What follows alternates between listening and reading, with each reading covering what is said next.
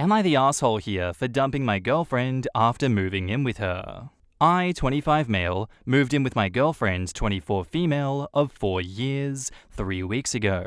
She chose the place, and although her name is on the lease, I paid half of the deposit and paid the first month of rent as she couldn't afford it. I also paid the first month of bills. She works part-time and has some savings she used to furnish the place according to her taste, despite my objections. I felt that she overspent, and the money could have been better spent on other things. She had a friend over on Monday when I came home. She had ordered food, and as I normally come home from work at 5, she was surprised to see me there an hour earlier.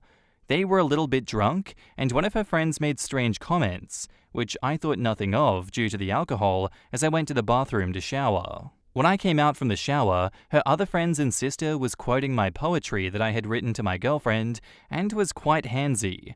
I found it odd and asked her where she'd heard that. She goes, "We just read your love letters to her before watching a movie." My girlfriend was laughing with them. Her sister made a remark about how she wanted me to do her the way that I do her sister because she had never felt that way. I was furious, but due to her drunkenness, thought that it was impossible to talk to her. I then left for my mother's house. On Tuesday, she called me 17 times, but I ignored it.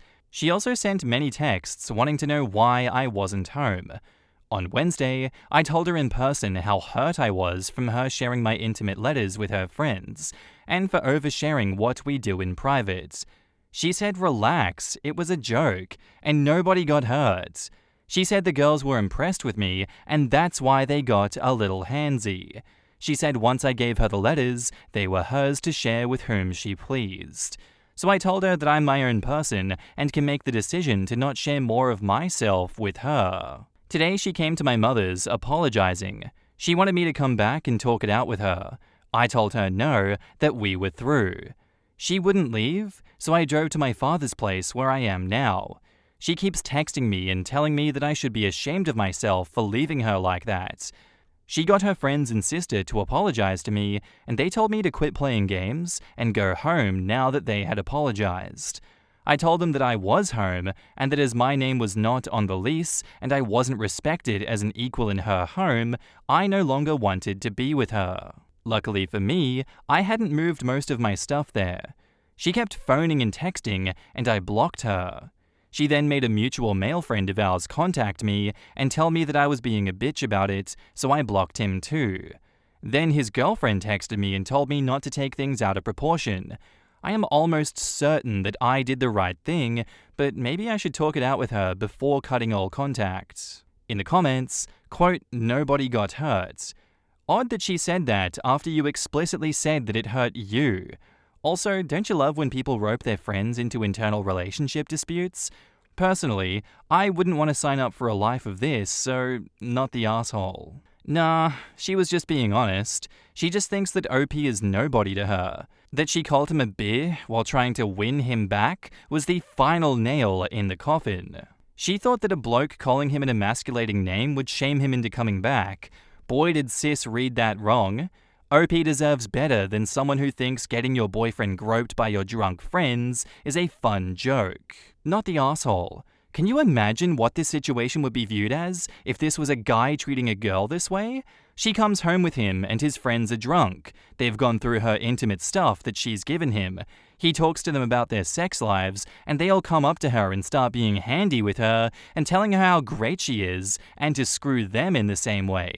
Then later on call her and apologize to her, to then tell her that she's being too sensitive and a bitch for not coming back. Yeah, that is quite the scene you just laid out. Totally disgusting, whether you're male or female. It's sad to see how difficult it is for the masses to call out female sexual predators the way they do the males. Quote, "Her name is on the lease that I paid half of the deposit and paid the first month of rent as she couldn't afford it." Well, I found your mistake right here. Also, not the asshole for breaking up with someone who makes fun of you with her friends. I actually think the first mistake was she works part-time and has some savings. Was this not a red flag that she couldn't afford rent? And that right there is the reason that she wants him to come home. She clearly doesn't respect him at all. She needs him to pay the rent. As someone else said, if the positions had been reversed, she would have been screaming the place down and demanding that he cut his friends out of his life. She got what she deserves. Maybe one of those wonderful friends or her sister can move in and help her out. And now, onto the updates. After reading a lot of the advice here and talking it out with my family and friends, it seems that it's best to not continue my relationship. I haven't contacted her directly, but I went with my brother and my friend while she visits her parents. It's a pre-booked trip. I collected my things and gave my brother the key to give her on Friday evening. She wouldn't take it from him as she wanted me to return it. My brother told her that there was zero chance of that happening because of the TikTok post that she had on her account going into more details about what was in the letters from me, including her mentioning my sister by name and her miscarriages. This forced my sister to tell my mother about it, even though it brought up a lot of the trauma for her.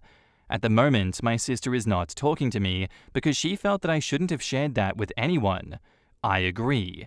It was a violation on my part, even though I was looking for emotional support from my girlfriend. My ex took down the post in hopes of getting me to meet with her. When she realized that wouldn't happen, she put up another one telling her side of the story. There were several parts, and in it, she was looking for the letters to show her followers. But I knew where she kept them and took them while I went to collect my stuff. I burnt all of them. I won't be writing letters to any new romantic partners anytime soon. Her sister has been to my mother's a few times trying to get me to help out with the rent, as according to my ex's reasoning, if I hadn't agreed to pay for the rent, she wouldn't have overspent on setting up her home the way that she wanted. Even if she sells the stuff, she won't get the original price for it, so she feels as though it's my fault for making her lose money. She did contact the landlord, filmed for her TikTok viewers while she was on the phone to him, and he denied her breaking the lease without penalties. She has to pay the remainder of the months. I asked her for my deposit through my friend while he was on the loudspeaker to her so I could hear her side without having to speak, knowing full well that I wouldn't get my part, but at least he tried. She called him a lot of names, then phoned him back and apologized because she wanted him to tell me to phone her so that she could straighten out the misunderstanding and we could get back together. She has now taken down all of the posts about me. Don't know if she'll upload them again once it dawns on her that we are through.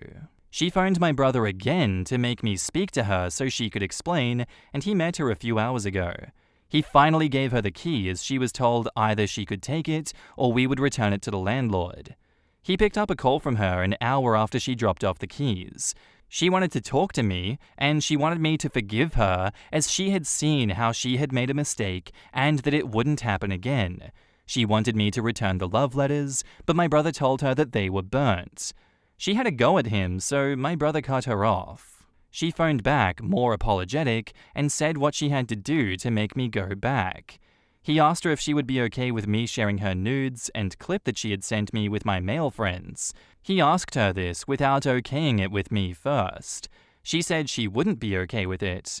I guess the double standard has completely turned me off, as she told my brother that if you receive something through a romantic relationship, then it stays between four eyes. It's not that she doesn't understand that what she did is wrong, it's that she expects me to be okay with it, as in her mind, her feelings matter more in the relationship. She also thinks that since I'm taller and bigger than her, I shouldn't have felt threatened by her friends or sisters, as I was not really in harm's way. He then blocked her as she phoned him several times over and over and left him crying messages and then some angry messages to delete her nudes. Her sister left an angry message with the friend that helped me with asking for the deposit, and she threatened him that if I ever leaked her nudes, I would not live to regret it. She told him to pass on the message to me and that there is something she is very insecure about sharing about her body, and she doesn't want me to share that without her consent. I'm getting a new number as I can do so with my current payment plan. I'm going forward from this and hoping that I make better decisions in the future. Thank you to all that helped me with good advice. In the comments, hey man, just a heads up, if you call your provider and tell them that you're getting harassing phone calls, they'll typically change your number for free. Man, I hope you recorded her friend's death threat saying that you will not live if you leak her nudes. Her double standards and that of her sister are seriously disgusting. You got rid of a cancer in your life, bro. Forward and upward. I'm so sorry that happened to you. Please don't stop being the sweet, emotionally available man that you are. Don't let a few hood rats ruin it for the rest of women. You are going to find someone that appreciates your effort and keeps your heart safe. Good luck, and for goodness sakes, tell your family to stop taking her calls. OP replies, they have already blocked her, but her sister and her turned up at my mother's. My mother won't open the door to them anymore, as she finds it quite harassing. OP on his sister says, I gave her a real apology. She accepted it, but needs a small break from me to get her thoughts sorted out. She said I can still pick up my niece when I want to. Don't worry about me and my sister, we're okay. She's more upset about it making it to TikTok. This is so crappy. The girl had herself a wonderful human and completely destroyed any chance of a future. OP's a champ though, but I think he needs to see about a restraining order since they're threatening him. Right? It was amazing how many times she cycled through doing asshole stuff, apologize, demand forgiveness, do more asshole stuff when you still don't get your way, without ever really grokking what the actual problem was. How deeply unfortunate him and future partners are robbed of intimate love letters because she's a twat. I really hope he finds himself someone who sends him letters to restore this love language for him. Me and my boyfriend write to each other sometimes, even though we live together. It can be so precious. Quote, she got her friends and sister to apologize to me, and they told me to quit playing games and go home now that they had apologized. An apology is only genuine if A, it comes with no strings attached, and B, the person who's apologizing truly intends to change their behavior. Not sure what girlfriend and company think they're accomplishing here. That is such a monumental breach of privacy. One of the key elements of a strong partnership is knowing that you have full and total intimate privacy to disclose your innermost feelings and troubles to your partner without fear of having them shared outside of the relationship. The people who continually blow up their relationship because they cannot physically stop themselves from oversharing with followers will never cease to amaze me. Like, wake up. OP is her real life, paying her real rent, and that's her sister-in-law who went through real trauma, but X can't stop seeking validation. I don't get people who are wrong and double down and go even harder. What got me in trouble? Oversharing? Better do some more of that. I, 25 male, have the chance to date my old high school crush, 25 female, but I'm engaged to 24 female. What do I do? I had a crush on this girl Carla since middle school going into high school, but she never paid me no mind. I left for the military and met Sarah, who is a nurse and wants to become a doctor-nurse practitioner. Sarah was the usual type of girl I dated. I left the military to do contracting work and moved back to my home state. One day while I was getting drinks at the bar, Carla was my bartender. She didn't recognize me, but when I told her my name, she couldn't believe it. She said she couldn't believe how much I had changed. I started becoming a regular and eventually exchanged contact information with her to catch up. Throughout this time, she told me that she had a crush on me, even though she knows that I have a fiancé. She said she likes how driven I am. Now I'm conflicted. She says that she will give me time to think about what I want to do. My fiancé and I are doing great, but I feel like she's normally the type of woman that I always get. Carla, I never had the opportunity or thought that I would. I don't want to hurt Sarah, but I feel like I would regret this forever if I don't pursue it. In the comments, Fearless Adeptness 61 says, starting to become a regular at a bar? No, you're going to visit your crush. Exchange numbers while in a relationship? Cheating is a series of choices, and it starts here. You know, most people wait for these types of opportunities when their high school crush or bully meets them later in life, and they get their glow-up revenge, double middle fingers in the air, because now they look better and are doing better in life than their high school counterpart, and instead of doing that, you're thinking about trying to get laid by someone who didn't give you the time of day in high school while you have a fiancé. The joke is that you'll end up with neither of them. He's already emotionally cheating. Poor Sarah. OP says, what are you talking about? Carla sees you as a fun challenge. Can I flatter this engaged guy into sleeping with me and turning his life upside down, followed by, wow, that was easy. Now, what about this guy who just started drinking here? Meanwhile, you are engaged to a woman you don't respect. My fiancé and I are doing great, but I feel like she's normally the type of woman that I don't always get. She deserves someone who thinks she is the most special, amazing woman in the world. She does not deserve to be cheated on every time someone flirts with you. She doesn't deserve to be treated like a consolation prize when you come across someone you really like. Stick with the single life, and then you can sleep with women on impulse without lying or hurting anyone. OP says, neither Carla nor I are looking for sex. She was clear that she wants a relationship. Sure, buddy. You're only after Carla for, checks notes, a relationship. Poor Sarah. That's all I can say. I don't know. This is probably great for her long term if OP goes through with his 3rd grade level love quest. If he doesn't do this nonsense, the poor girl may get stuck with this loser for years. Yeah, much like everyone else in this one, OP, it does seem like this is emotional cheating that you intend to turn into physical cheating. Don't do it. Don't give in to your stupid impulses here. Don't ruin a good thing because everyone can see this coming. You're not that guy. You are not pulling the wool over everyone's eyes. You're not different. You're just like the rest of the people that go out and emotionally and then physically cheat. Be better. And now, onto the update titled, I want to get my fiancé back.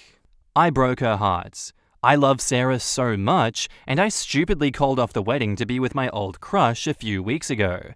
Throughout the couple weeks, Carla used me as a piggy bank. That's all I effing was to her. I spoiled her, paid for her hair, nails, etc. I gave her everything. I found out she used the money that I zelled her to buy a ticket for some guy to come see her. I'm sick to my stomach. I reached out to Sarah, but she feels betrayed and says she doesn't want to be sloppy seconds, but she's not. I love her and needed this to realize it. In the comments, Sav575757 says, have you ever heard the phrase, play stupid games, win stupid prizes?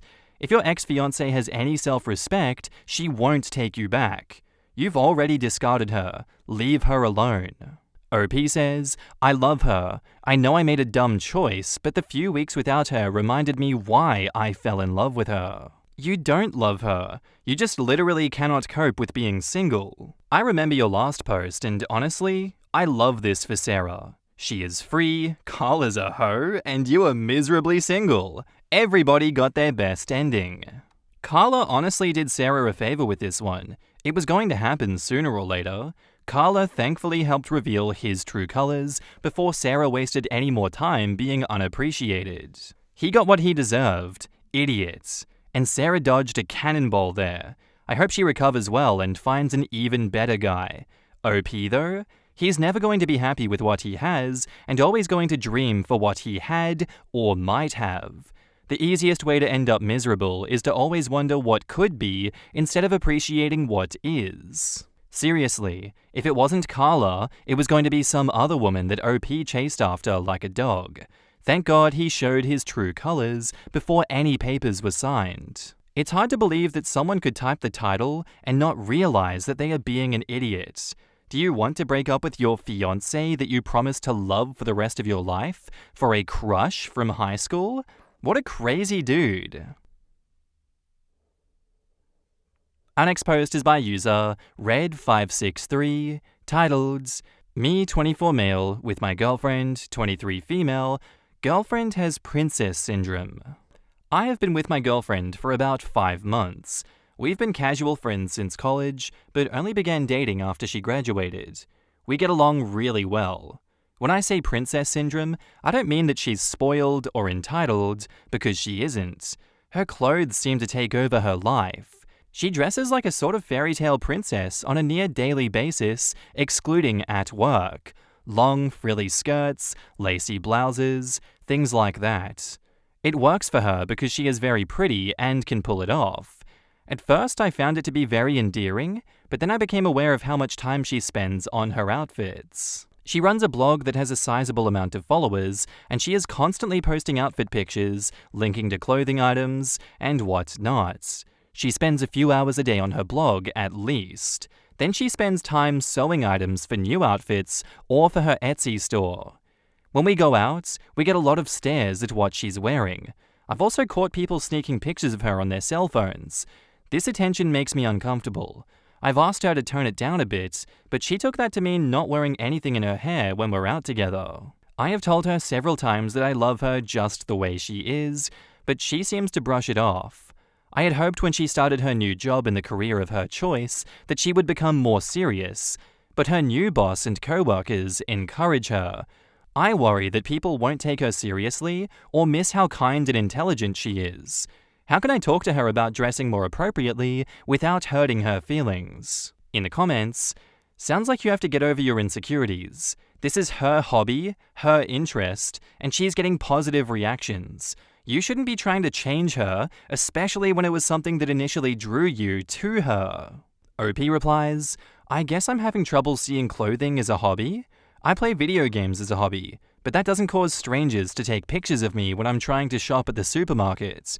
I get your point that it initially drew me to her because it did. That is fair. I guess I didn't think that it would be such a constant thing in her life, especially after she graduated. You said that she sews and runs a blog about her clothes. That's a hobby. My ex was into the same scene. The women get free stuff from sponsors and ad money from click-throughs, so it does have a good return on investment. She's probably making good pocket money if she is as popular as you imply. It also allows her to share an interest with strangers on the internet, just like a video game blog or any other hobby. Honestly, it sounds like you're more uncomfortable with the attention that it brings. You need to be honest and talk it out with her. Together you can find a way to compromise and make both parties happy. Maybe sometimes she doesn't dress up, or maybe you can shop alone sometimes. From your title, I thought this was going to be a post about how she's entitled, spoiled, prissy, etc. Instead, it's just about how you don't like the way that she dresses. That's not a problem with her, it's a problem with you. Repeat this to yourself in your head whenever you start feeling the urge to change her. My girlfriend is allowed to dress however she wants, just like I am. Quote, girlfriend dresses like a princess, how do I talk to her about it? You don't, dummy. It's been 5 months. Take it or leave it. This is who she is. It's staggering to think that you knew this girl for years, dated her, and chose to be in a relationship with her, fully knowing about her, and now you want to change her? Ugh. I'm very much on board with that one. I think you've been in a relationship with this woman for such a long time now, and your paths have diverged. If you're not liking the attention from that, you can talk to her about it, you can discuss your feelings, but you can't force her to change, and what she's doing is not inherently wrong, from my point of view. I think that you pressuring her and somewhat belittling her by saying, oh, people might not see how kind and intelligent she is because of her appearance, kind of rubs me the wrong way, I won't lie. You're just saying like, oh man, my girlfriend looks like an airhead. She looks like a little princess and no one's gonna take her seriously. You know what she's like. Why would you say that? You guys have been together such a long time, you've seen how people interact with her. You can't just start making things up like that now. Give me some evidence that people have been like that and that it's a constant thing, because pictures don't prove that, OP. I think you're being a bit of an asshole here and you need to chill out. And now, onto the update. I didn't plan on updating, but things changed. I realized from my last post that I needed to be more supportive, but also communicate on how she could dress down on certain occasions so that we could both be comfortable. Well, I never got the chance to talk to her about it. Last week, she called and wanted to stop by my apartment after work. When she got there, I offered to make dinner, but she said that she couldn't stay and that we had to talk. I jokingly asked if she was breaking up with me, and she looked really guilty. You can see where this is going. We talked about how we were in different places in life and had different goals for the future. Well, she talked, but I agreed. It was a pretty amicable breakup, even though I felt blindsided. We agreed to stay friends, I've never been dumped before, and it's effing awful. I'm having trouble with the whole social media thing post-breakup. I want a way to keep in touch with her, but as soon as her relationship status changed, all these alternative-looking guys have been liking her posts and commenting on her pictures. I don't think she's seeing these guys, but it still hurts. My friend wants to set me up on a date, but I don't know if it's a good idea. In the comments, might want to work on yourself before you do date if you think it's okay to try to dictate what she can wear. Damn, it always hurts, even when things aren't going well. I would avoid social media or block her posts at least for a while. That's the only thing that ever worked for me. OP says, we agreed to stay friends, so I don't want to block her. You don't have to block her entirely, you can just restrict her in what she sees and what you see from her via newsfeed. She'll still be able to message you. And now, onto the second update. I was going through an old email and found this account again. I was surprised I could still log in, and even more by the amount of people who had reached out to me. It's a bit embarrassing to relive this breakup from almost 10 years ago. In retrospect, it wasn't meant to be, and I think I was reeling more from getting dumped than the loss of the relationship. I am 33 now, and am married to a wonderful woman, 31 female, for 4 years. I learned my lesson about supporting my significant other's hobbies.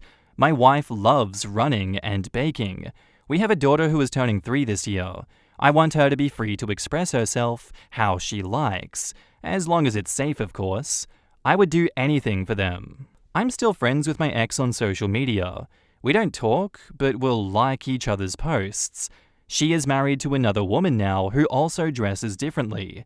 It's not as frilly as she used to dress, but still unusual. Her pictures look like something out of Anne of Green Gables. She seems very happy on their farm together. TLDR, was dumb in my early 20s, got over an old breakup, and now I'm happily married, supporting my wife's hobbies. In the comments, Mr. Slab Bulkhead says, damn, a 9 years later update? This might be a record. Congrats on the happy marriage and the kid. Can we expect an update in 10 years when your daughter has become a teenager and developed princess syndrome herself? Also, congrats on your life. OP says, well, she does love pink and purple. If your daughter ever wants a princess phase and things are on good terms, it would be cute if you were able to reach out to your ex for help in a friendly way. In an ideal world, it could put a beautiful pin in the end of the relationship in a good way. Good for you. Sometimes life smacks you hard enough to make you sit down and rethink your preconceptions. It's never fun, but the growth is absolutely worth it. As painful as that breakup was, it opened up a whole new world of empathy and understanding and made you a much better person. Seeing that she's married to a woman now is maybe the least shocking thing to ever happen to me. Femme-coded for sure. Another point for the women who are hyper-feminine are more for the female gaze club. 10 years ago, I was also into the Japanese Lolita alt-fashion scene, and there were tons of stories like this, where boyfriends were constantly like, why can't you dress normal girly and not princessy? Because they literally couldn't fathom hyper-femme fashion that wasn't also designed to appeal to men who were into femme/traditional girls. Lolita fashion takes a fighter jet across that line, and tons of guys hated it, to the point that in Japan specifically, girls would love the style because it was super fulfilling for them, but a turn-off for men. Also, to no one's surprise, tons of girls in the style turned out to be queer, because female-dominated alt-fashion hobbies where the focus was on meticulous expression for other girls' attention tended to attract girls who liked other girls. Let me tell you how funny it was that these gals were also rubbing shoulders with a lot of American Christian purity/tradwife types who were into modest dress, in terms of not showing skin, but wanted to peacock around and show other Sunday prayer ladies what was up. A lot of them also turned out gay too. It's probably one of my favorite facts about Lolita fashion, that some women got into it because it let them be pretty and frilly while also discouraging men. I'm 30, and I'm trying to find clothes that are frilly and pretty and princessy, but still wearable for every day. Like, I love fancy dresses, but hate full length. But short fancy dresses look too junior high prom. I wish I could see the ex's outfits to see what I'm looking for. Am I the asshole here for dressing too straight and making my girlfriend uncomfortable? I, female 21, have been dating my girlfriend, female 24, for 4 months. We've known each other about a year. She's the only girl that I've ever dated or been with in that manner, and I think that this has caused a lot of issues for her.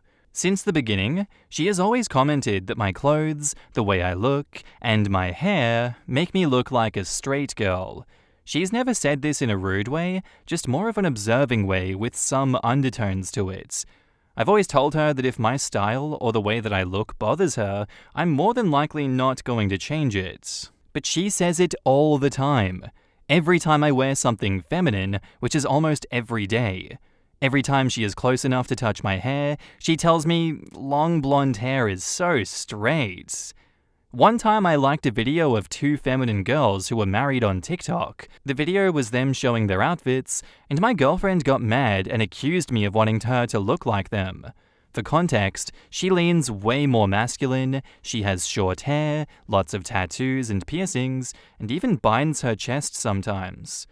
One time, and I'm gonna keep this as PG-13 as possible, during sex, she asked me if I wanted penetration, and I said yes, but apparently I said it too enthusiastically, and she accused me of missing dick because I've dated men in the past. Finally, last night, we had a birthday dinner for a friend.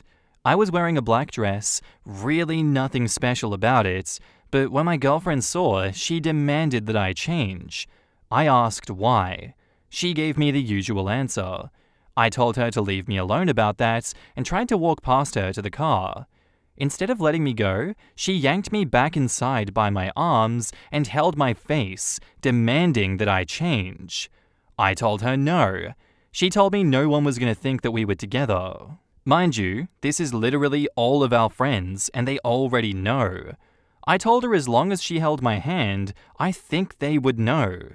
She eventually gave up, but we spent the whole dinner pretty mad at each other. When we got home, she made me prove I liked girls, which just ended up with me in tears.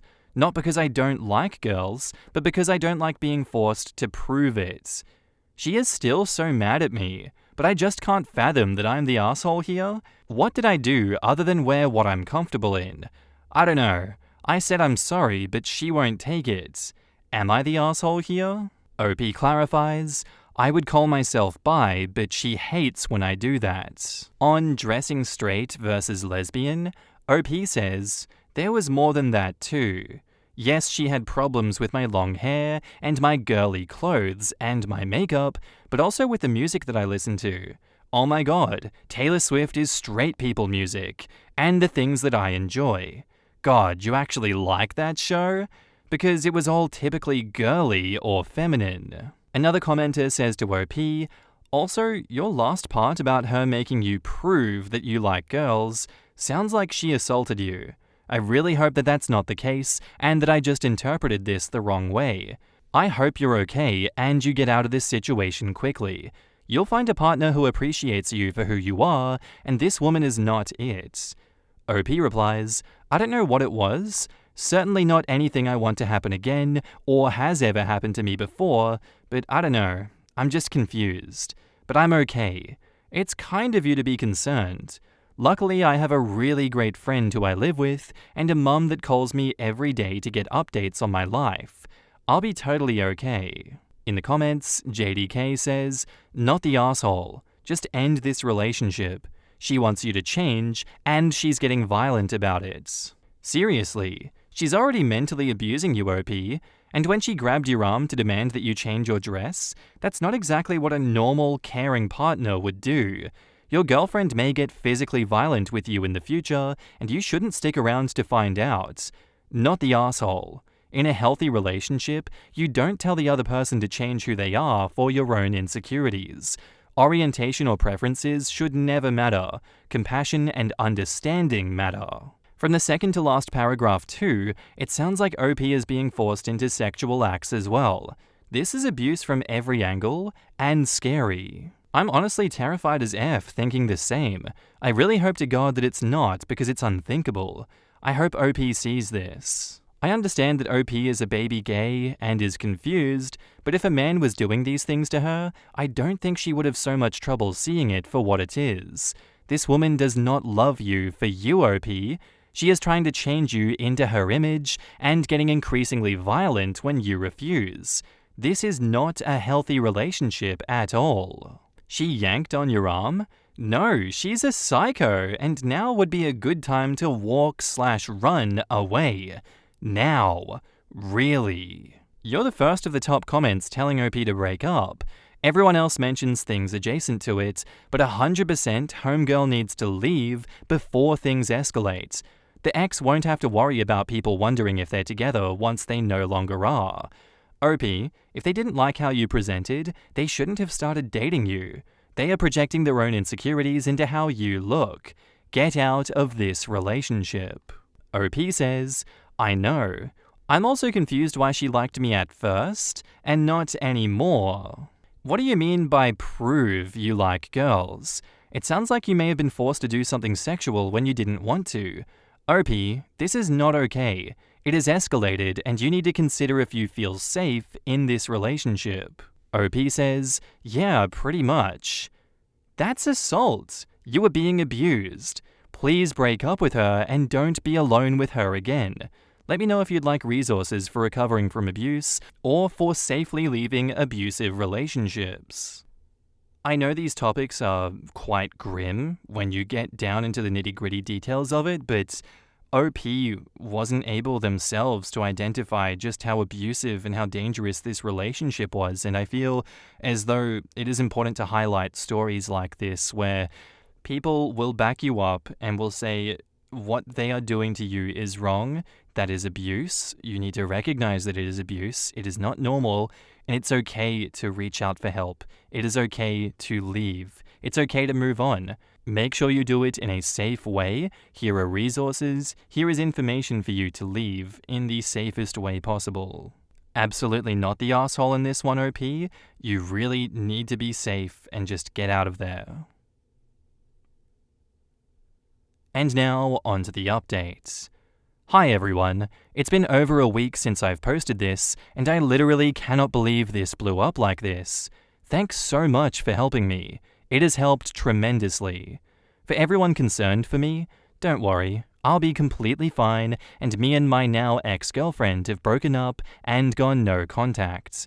I have a really good mum and best friend who have been here for me, and we've read almost all 6,000 comments on here. Thank you so much from a stranger on the internet. In the comments, Matcha Magpie says, gay or straight, your partner trying to dictate your appearance and clothes because of their insecurities needs to be kicked to the curb unless you are trying to wear a wet t-shirt and booty shorts to the office Christmas party. There's femme lesbians, femme bisexuals, femme pansexuals, and femme everyone in between and around the spectrum. This was about control and abuse. This long-haired, cleavage-showing, maxi and mini-dress-wearing lesbian hopes OP has a long, safe, and happy life with herself and any worthy partner she may choose in the future. Right? When I was reading this, I was thinking the ex clearly hadn't seen a lipstick lesbian IRL before, or a lipstick bisexual in OP's case. Biphobia is dangerous. I'm glad that OP is away from her ex. This is exactly why I don't spend time in gay spaces. I do not feel welcome, especially because I'm currently in a long-term relationship with a man. First thought was that the ex should just be butch for butch if she has such a problem with feminine lesbians. Second thought is that, never mind, the ex shouldn't date anyone. Yeah, absolutely. I think this is a situation where the ex goes and locks herself in a cave for a while and really thinks long and hard about her actions. I am scared for the next partner that is a victim to this ex. I feel like we need to keep them on a watch list or something after that, because that is scary. Glad that you are doing better, OP. Glad that your support system, your mother, everyone was there to help you out. That is fantastic news. Onwards and upwards from here. Our next post is by user ThrowRAFast8945, titled, I, 26 female, feel too embarrassed to hang out with my roommate, 24 female, after she took care of me after my breakup. We've been living together for more than 2 years now. My ex-boyfriend and I had been high school sweethearts, but we were long-distance relationship after I moved for work. He confessed that he had started a relationship with another girl, and he dumped me in the middle of the pandemic. I was a mess. My panic attacks started to happen way more frequently. I was barely functioning. I just worked, cried, and slept for 2 whole weeks. She is amazing. She took care of everything around the house. She made me cake, she helped me through my panic attacks, even though it absolutely destroyed her sleep patterns, and I am doing better now. But I can't bring myself to look at her. I have thanked her a lot, but that is not enough. I'm doing much better now. I'm taking more pills, but I feel incredibly embarrassed. How could I spend more time with someone like her? She is so self-assured, kind, assertive, and brilliant. She is a gorgeous, amazing woman, and I feel so self-conscious just sitting next to her. There is a pit in my stomach whenever we talk now. I don't want to bother her anymore. How can she look at me and not feel a bit of contempt? I don't know if she likes me anymore. I know that she is hurt by this. We used to spend a lot of time together. Now I make excuses. I feel horrible. How do I deal with and communicate with her that I am grateful for her help and try to deal with my feeling of what happened without putting pressure on her to help me? In the comments, she sounds amazing and, most importantly, kind. I'm sure the predominant feeling she has for you at this point is concern, OP. I completely understand you feeling embarrassed. Been there, done exactly those things, but please don't think that she's embarrassed of or for you as well. By all means, plan something nice for her, cook a nice meal, offer to clean her room or the whole house, offer to take her for a walk, whatever you can think of, and I'm sure that she will appreciate it and you two will grow closer because of it. OP replies, I am too terrible a cook to cook her something, but the rest are great ideas. I could do those. And yeah, she is a very kind individual. Seems like you need to return the favor. Give her a gift or take her somewhere. Do something nice for her. OP says, I have done this. I bought a pair of shoes that she really wanted. It made her happy. That was one of the better days that I had this year. It's just I feel really awkward about hanging out with her. Don't get embarrassed. It happens to everyone. To show your feelings for someone else takes confidence. This roommate might be a keeper. Perhaps you feel a little guilt that someone that you see as perfect took time to help you. Think about it like this. She sees immense value in you. That is why she invested in you. She also knew the person that you were before your breakup. Hug her often, expressing your thanks. You will see that you have nothing to be embarrassed about. OP says, I feel so nervous even thinking about hugging her. I don't know why that is. Yeah, she is as close to perfect a person can get. And now, onto the updates, titled, I realized I have a crush on my roommate. My roommate has been an angel while I was a barely functioning adult due to my breakup with my boyfriend. She took care of me and helped me deal with my panic attacks. I felt really embarrassed to just hang out with her. I was incredibly nervous, but I posted about this and people gave me some great suggestions. One of the suggestions was to take her to the park for a walk. She loves the park. Both of us were done with work earlier yesterday. We went to the park together. We just talked and hung out. I felt a lot of embarrassment about exposing my worst, most vulnerable moments to her. I really love her company and I have missed this, just hanging out with her. She bought me flowers as a joke, and my heart skipped out of my chest. That was a really weird reaction. Then while we were eating tacos and she was joking about her job, I realized this felt kind of like her date, and this was the best date ever. I had an almost overwhelming urge to kiss her. We got back to our apartment, and I just shut myself into my room and tried to understand all of these feelings. I have never felt this way about a girl. I am scared. I don't know what to do here. Should I just ignore these feelings? We still have a long lease left, and I don't want her to be creeped out by me. Some part of me is telling me to shut up. It would just weird her out. I will become the funny story that she tells people. Her roommate she had helped out of kindness or pity, and then creeped her out and wanted to be in a relationship. I don't know. I'm scared about ruining our friendship too. In the comments, Robin the Younger says, slow down. Stop for a minute. Don't think about complications with your roommate for a moment, especially if she's straight. Maybe rewind to how you feel about possibly being attracted to a woman for the first time. Sexuality is not something that is strictly defined one way for our entire lives. For some people, it may evolve over time. For some people, they may know comfortably who they're attracted to without further introspection. This can be a weird and confusing time if you've thought that you were straight your entire life. You may be straight and conflating your deep feelings of gratitude and the vulnerability that you shared with romantic feelings. You may be genuinely attracted to her, and you'll only ever really be attracted to this one particular woman. You may be bisexual or pansexual. It is a lot to try to grapple with. Maybe start with some resources for LGBTQ questioning youth. You are not a youth, but these resources will be for people who are just starting the process of wondering if they are not straight. Do you have any LGBTQ friends or groups in the area? Have you watched any media with positive LGBTQ representation, particularly of female-female relationships? Just try to get comfortable with the idea before you try to decide what you want to do with your roommates. After you ponder it for a bit, the concept may get less scary, or you may realize that these are intense, but ultimately not romantic feelings. Wanting to kiss her and express physical affection is a clue that you may have genuine romantic interest, and that's okay. Just keep treating her with respect for the time being while you work on your own stuff. And OP replies, "Hey, thank you for commenting. I did end up getting a few books. It helped me sort it out.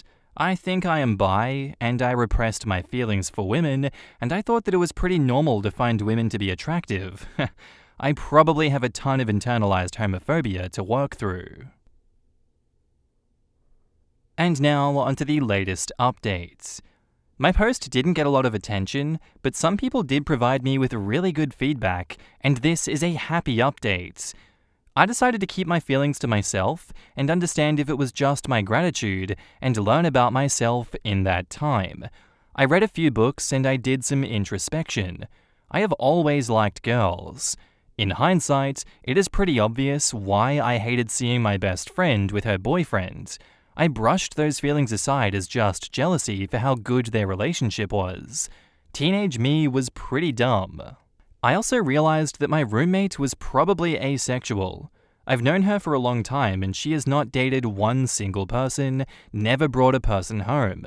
It made me feel hopeless about my feelings for her. I came out to her about a month ago. I had left one of my books laying around and she handed it back to me. I made a bad joke. I ended up explaining that I think I'm bi. It was pretty awkward. She told me that she was into girls, but she thinks she is demisexual, and it takes her a lot to form the emotional bond needed to be ready to have sex. I probably made a mess of the conversation. I thought there was no way she would wait for such a bond with me. She ended up asking me out while we were cooking dinner last week. I was pretty surprised, honestly. It's scary and a bit awkward moving from being roommates to girlfriends. Scary as hell, but even with all the uncertainty about it, if we could work, I feel incredibly comfortable around her. I can be myself, and I know that she won't judge me, and she loves it.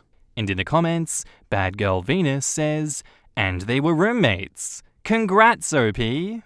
Alright, this is taking the old joke, what do lesbians bring on their second date? A moving truck, way too far. You moved in before you even knew you were bi. Congratulations, this is lovely, go get 'em. You beat me to it. The lesbianist of lesbians brings the moving truck before they even ask them out, lol. I, 25 female, have face blindness. My boyfriend, 24 male, likes to test me. How do I make it clear that this is not okay? Hi y'all, sorry for posting this. If it's not okay, I can delete it. I've been with my boyfriend for almost a year now. I love him dearly and he loves me too, I'm guessing, but there's one thing that's causing a lot of issues for us.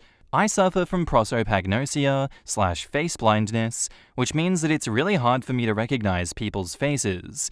I usually go by other characteristics to put a name to a person, like hairstyle/facial hair, marks, skin colors, accessories, etc., but it's still really tough. It's caused me severe anxiety and other mental health struggles. I'm lucky to have wonderful people around me though, who are aware and try to help. They'll introduce themselves when we start talking, wear something they know that I've linked to them, or whatever.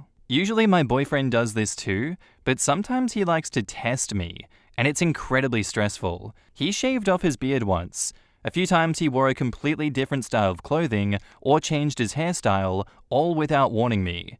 In those moments, he won't tell me who he is or say someone else's name, just to see if I'll figure out that it's him. He'll make jokes saying that he'll try to switch with one of his friends and see if I'll stay loyal. I usually do realize that it's him, but it causes me a lot of anxiety. We've had big fights on this. He says he's allowed to change his look. I'm not a cartoon character, he says, and I ask him to warn me. Don't get me wrong, he cares about me, but I don't think he gets how stressful it is. How do I make it clear? We have a lot of great times together. There's just this bump. In the comments, CheapDepth2155 says, he's messing with your safety. Does he not realize that? OP says, I don't think he realizes how confusing it all is. There's been a moment that he did the opposite, acting all weirded out when I thanked him for a nice date, saying that it wasn't him, and though I knew that it was, I still started to doubt myself. He did say that it was a joke soon after, but it caused such a panic. He hasn't done it again, but it took me a long time to feel comfortable again. Making someone feel unsafe is not a joke. Gaslighting someone you care about is not a joke. Holy smikes, that's terrifying. Not to recognize a familiar face with a major change like that is like nightmare fuel. That your boyfriend does it to you multiple times on purpose is scary. I don't know if there is any other way that you can explain to him if he doesn't get it.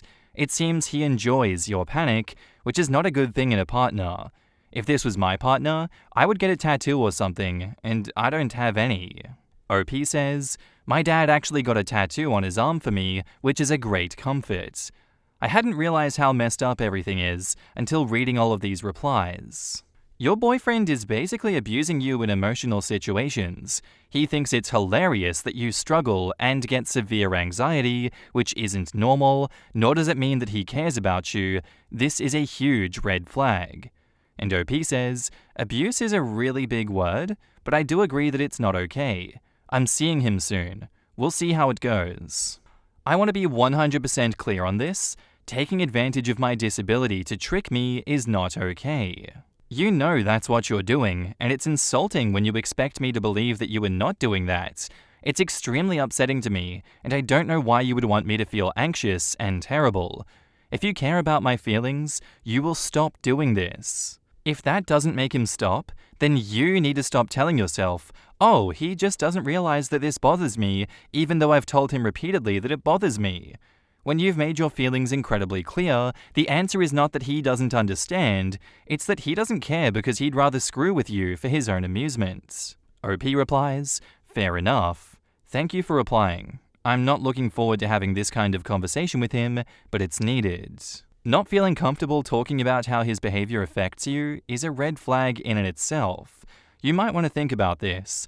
You aren't even saying anything that would be embarrassing for him, just stating your needs to be comfortable and how he can help you with that. Isn't that exactly something you would want to know from him and be thankful for him sharing? Just give it some thought. It sounds like you might be so used to skirting around his sensitivities and ignoring your own that you can't even express your feelings to your significant other in case. OP replies, I spoke to him, tried to stay rational about it all. It was tough. I think my relationship is over. Back up to the post, we have an update. It's hard to imagine that I made this post 19 hours ago, and now I'm in the middle of breaking up with him. I'm very tired, so I'm going to keep this short. I went to talk to him, showed him this, and told him that he can't do it anymore. The conversation was a lot. First, he was angry I made this post. Then he was angry I was taking it all so serious, lots of apologies, and so on. He again said that he was just trying to make a tough situation more light, and I said that it's too much. He said I can't take a joke, and I need to let him be him. That he always tells me when he's been joking, and if he was really keen on hurting me, he'd just do things and not tell me. So him telling me proves that he cares. That one got me uncomfortable. At one point, he said he just wanted to test if it was real because I could just be using it as an excuse to do anything. I left after that because we were just going in circles. There was a lot of me making an issue of one small thing. I'm exhausted. He's still blowing up my phone with love and apologies, but you guys made me realize a lot. Thanks. Really. I'm trying to stay rational about it, but it's hard because I do care about him a lot. I'm gonna get a few hours of sleep. Thank you again. I don't know if I have too much productive to add to this situation besides the fact that the ex, now, is a dickhead. A dangerous dickhead at that. Not one that you'd want to be keeping around in your life at all, that's for sure. How insane can you be to say that, oh, if I really wanted to abuse you, here's what I'd do? How can you trust someone after that? How can you trust that they're not going to abuse you when they tell you to your face if they wanted to abuse you, they could, and this is how they would do it? Oh, so like all the other stuff that you've been doing to me, but the fact that you say, aha, I'm just messing with you, it's not abuse then. Right. And now, onto the updates. Hi y'all, hope it's okay that I post a little update. Things went batshit crazy. A lot has happened in the last days. I'm really grateful to you all, honestly. I wasn't aware about the real meanings of his pranks and what it said about him and our relationship.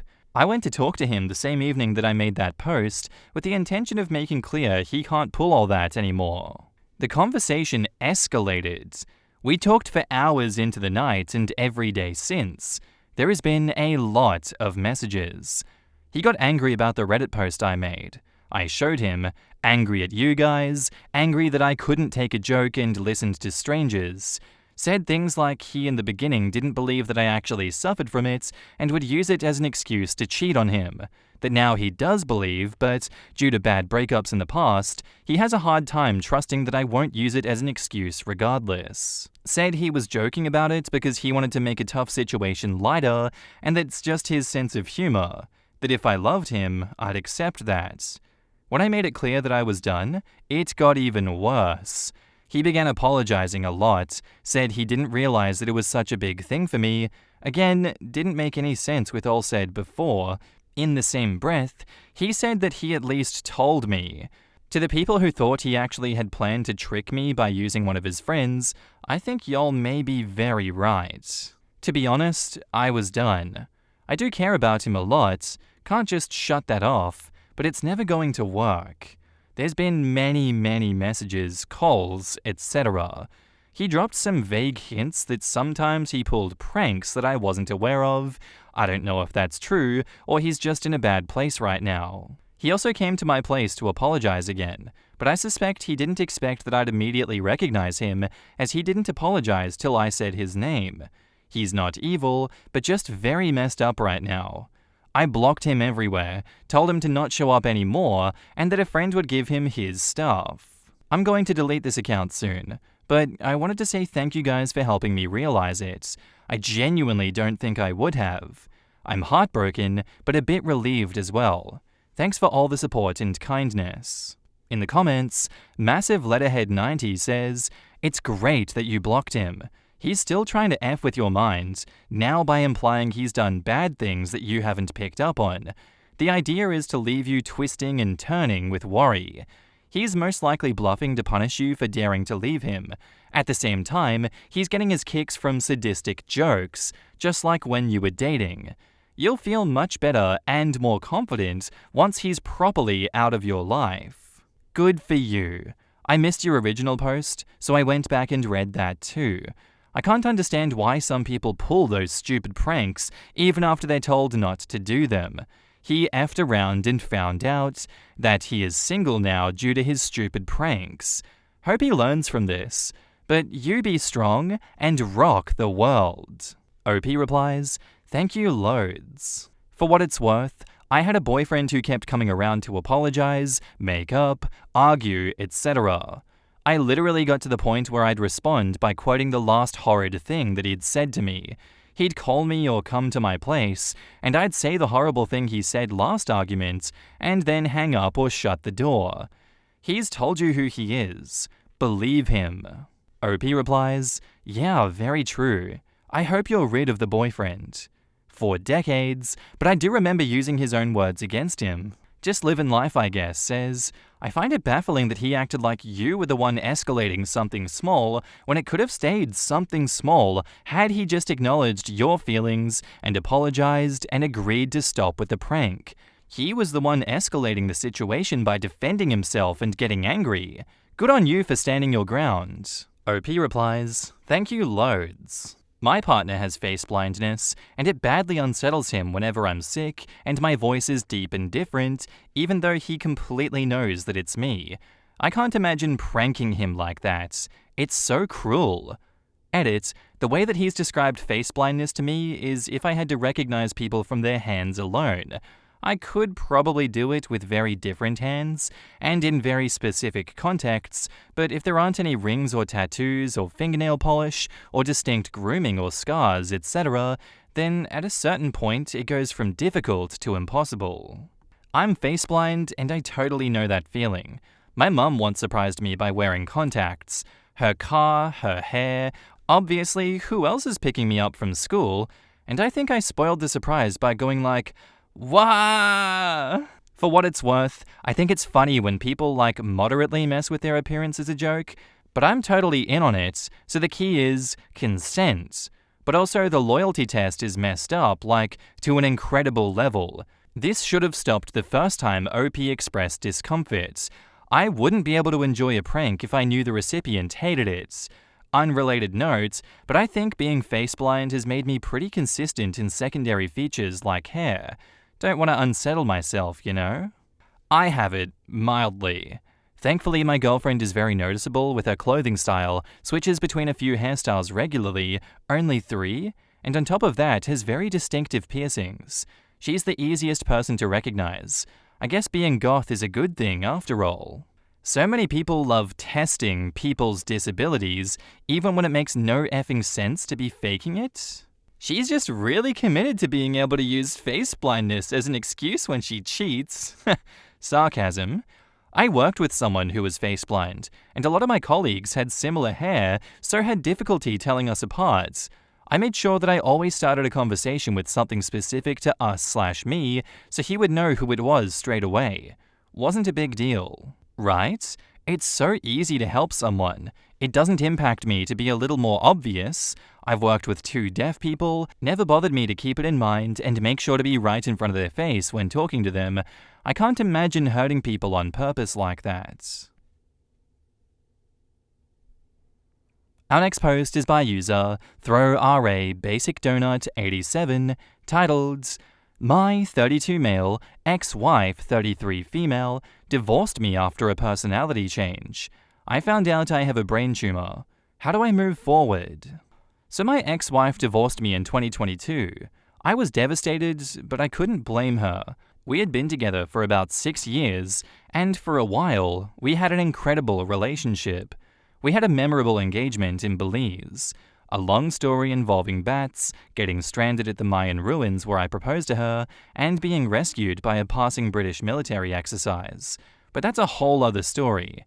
I won't wax poetic about it, but suffice to say it's the happiest I've ever been, and I think I made her very happy too. She was my best friend, and we were ready to spend the rest of our lives together. I was extremely close to her whole family as well. I was her brother's best man at his wedding. But then the troubles started. My mental health took a steep decline. My behavior was extremely erratic and bizarre. When we were in public, I often thought that I was being followed. One time I became convinced that listening devices had been implanted in our home. I thought the police, or government agencies, were after me and monitoring my devices. My wife finally dragged me to the emergency room after one of these incidents, and I ended up getting diagnosed as having a psychotic break with bipolar and schizoaffective disorder. My wife stood by me through it all, but even on treatment, I continued my strange behavior and thought patterns. There was lying and substance abuse. Previously, I'd only ever drank socially and occasionally smoked weed. It was all very out of character for me. I'd always been a very stable person, but I seemed to be spiraling. One day my wife had enough and told me she wanted a divorce. She'd caught me lying about drug use. For a while, I maintained contact with her brother who tried to support us both through it, but eventually he cut me off too. In the year following the divorce, I tried emailing and texting my wife and her brother, but eventually I got the hint. Mutual friends dropped me too. I couldn't blame anybody. I think additional lies and misbehaviors had come to light, so I was a pariah. I sank pretty low, lost multiple jobs, and barely scraped by. Fast forward to now. I'm still struggling, but I've managed to hold a good, well-paying job and even bought a few properties. I got a new little pup named Archie who keeps me going when times get tough. I've kept at therapy, and it's definitely helped. But recently while traveling, I suddenly collapsed.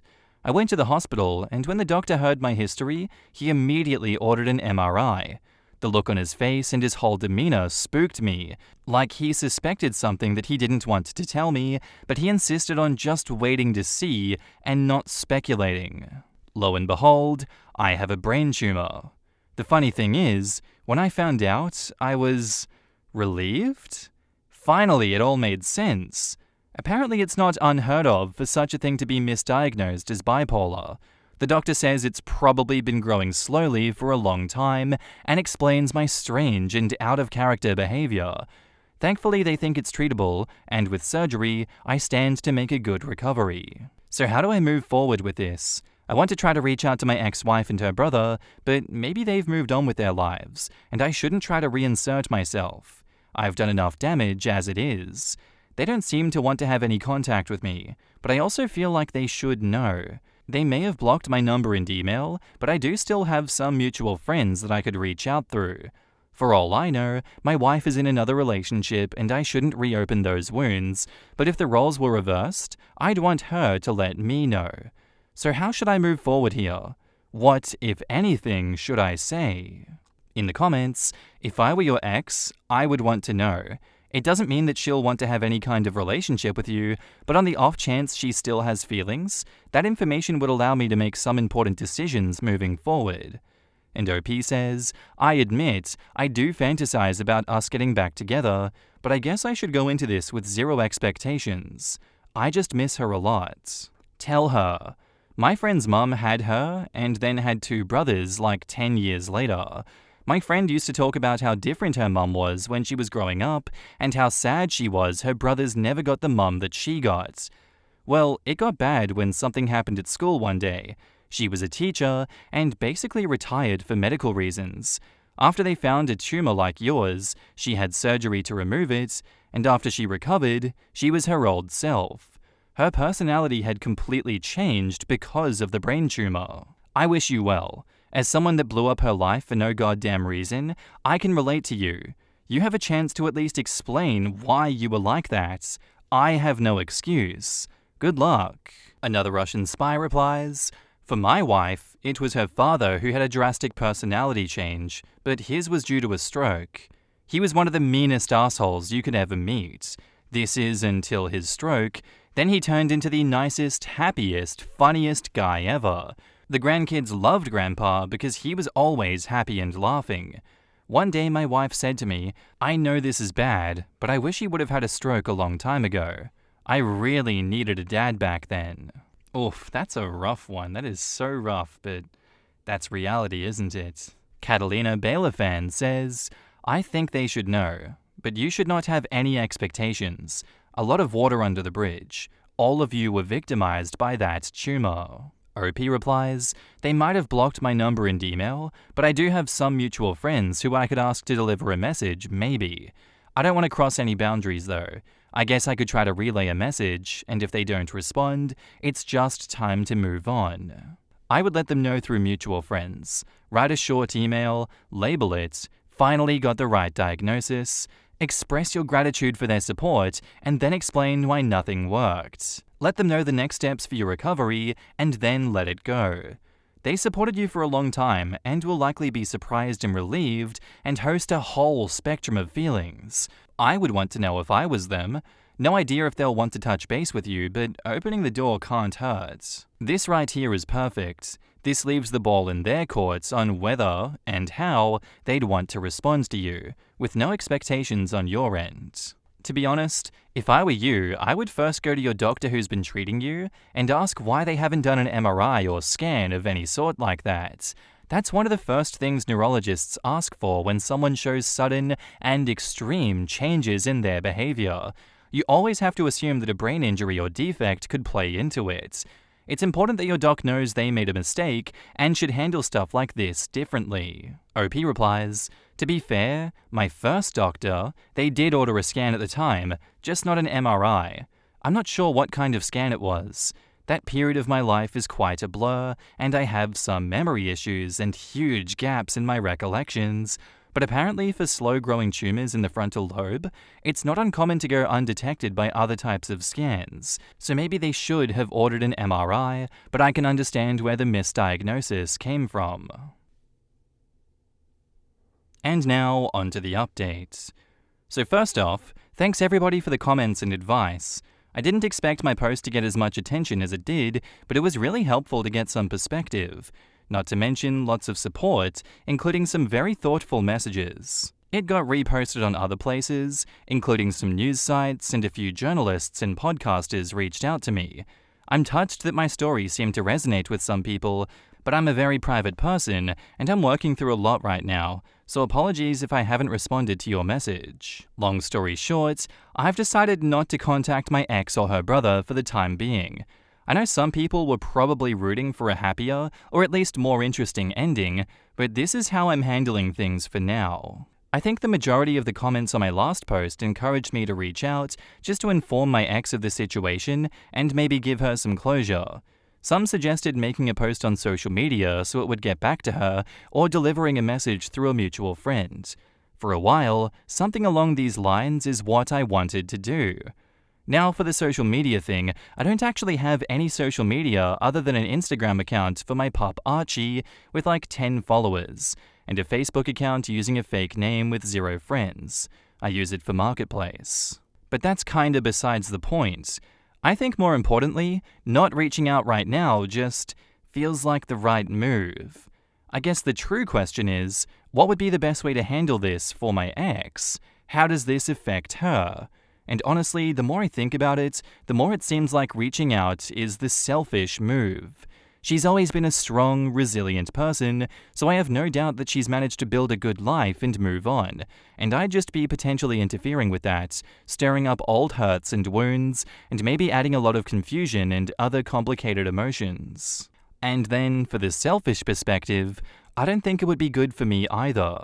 I admit a part of me fantasized about a situation where we got back together, all was forgiven, and we lived happily ever after, but I think that's exactly the problem. I realized there was no way that I was going to be able to temper my expectations.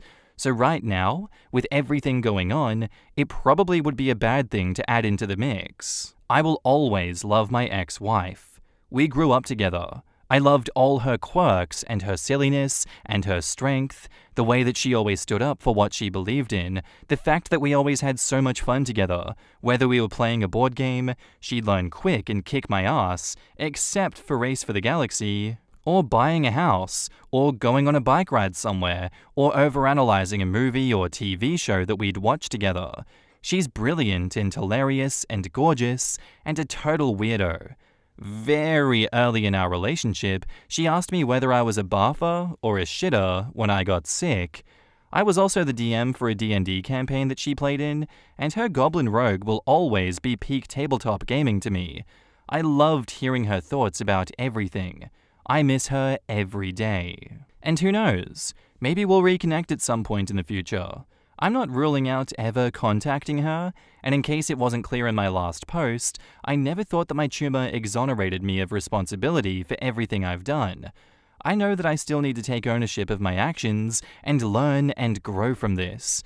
So that's what I'm going to focus on, getting better.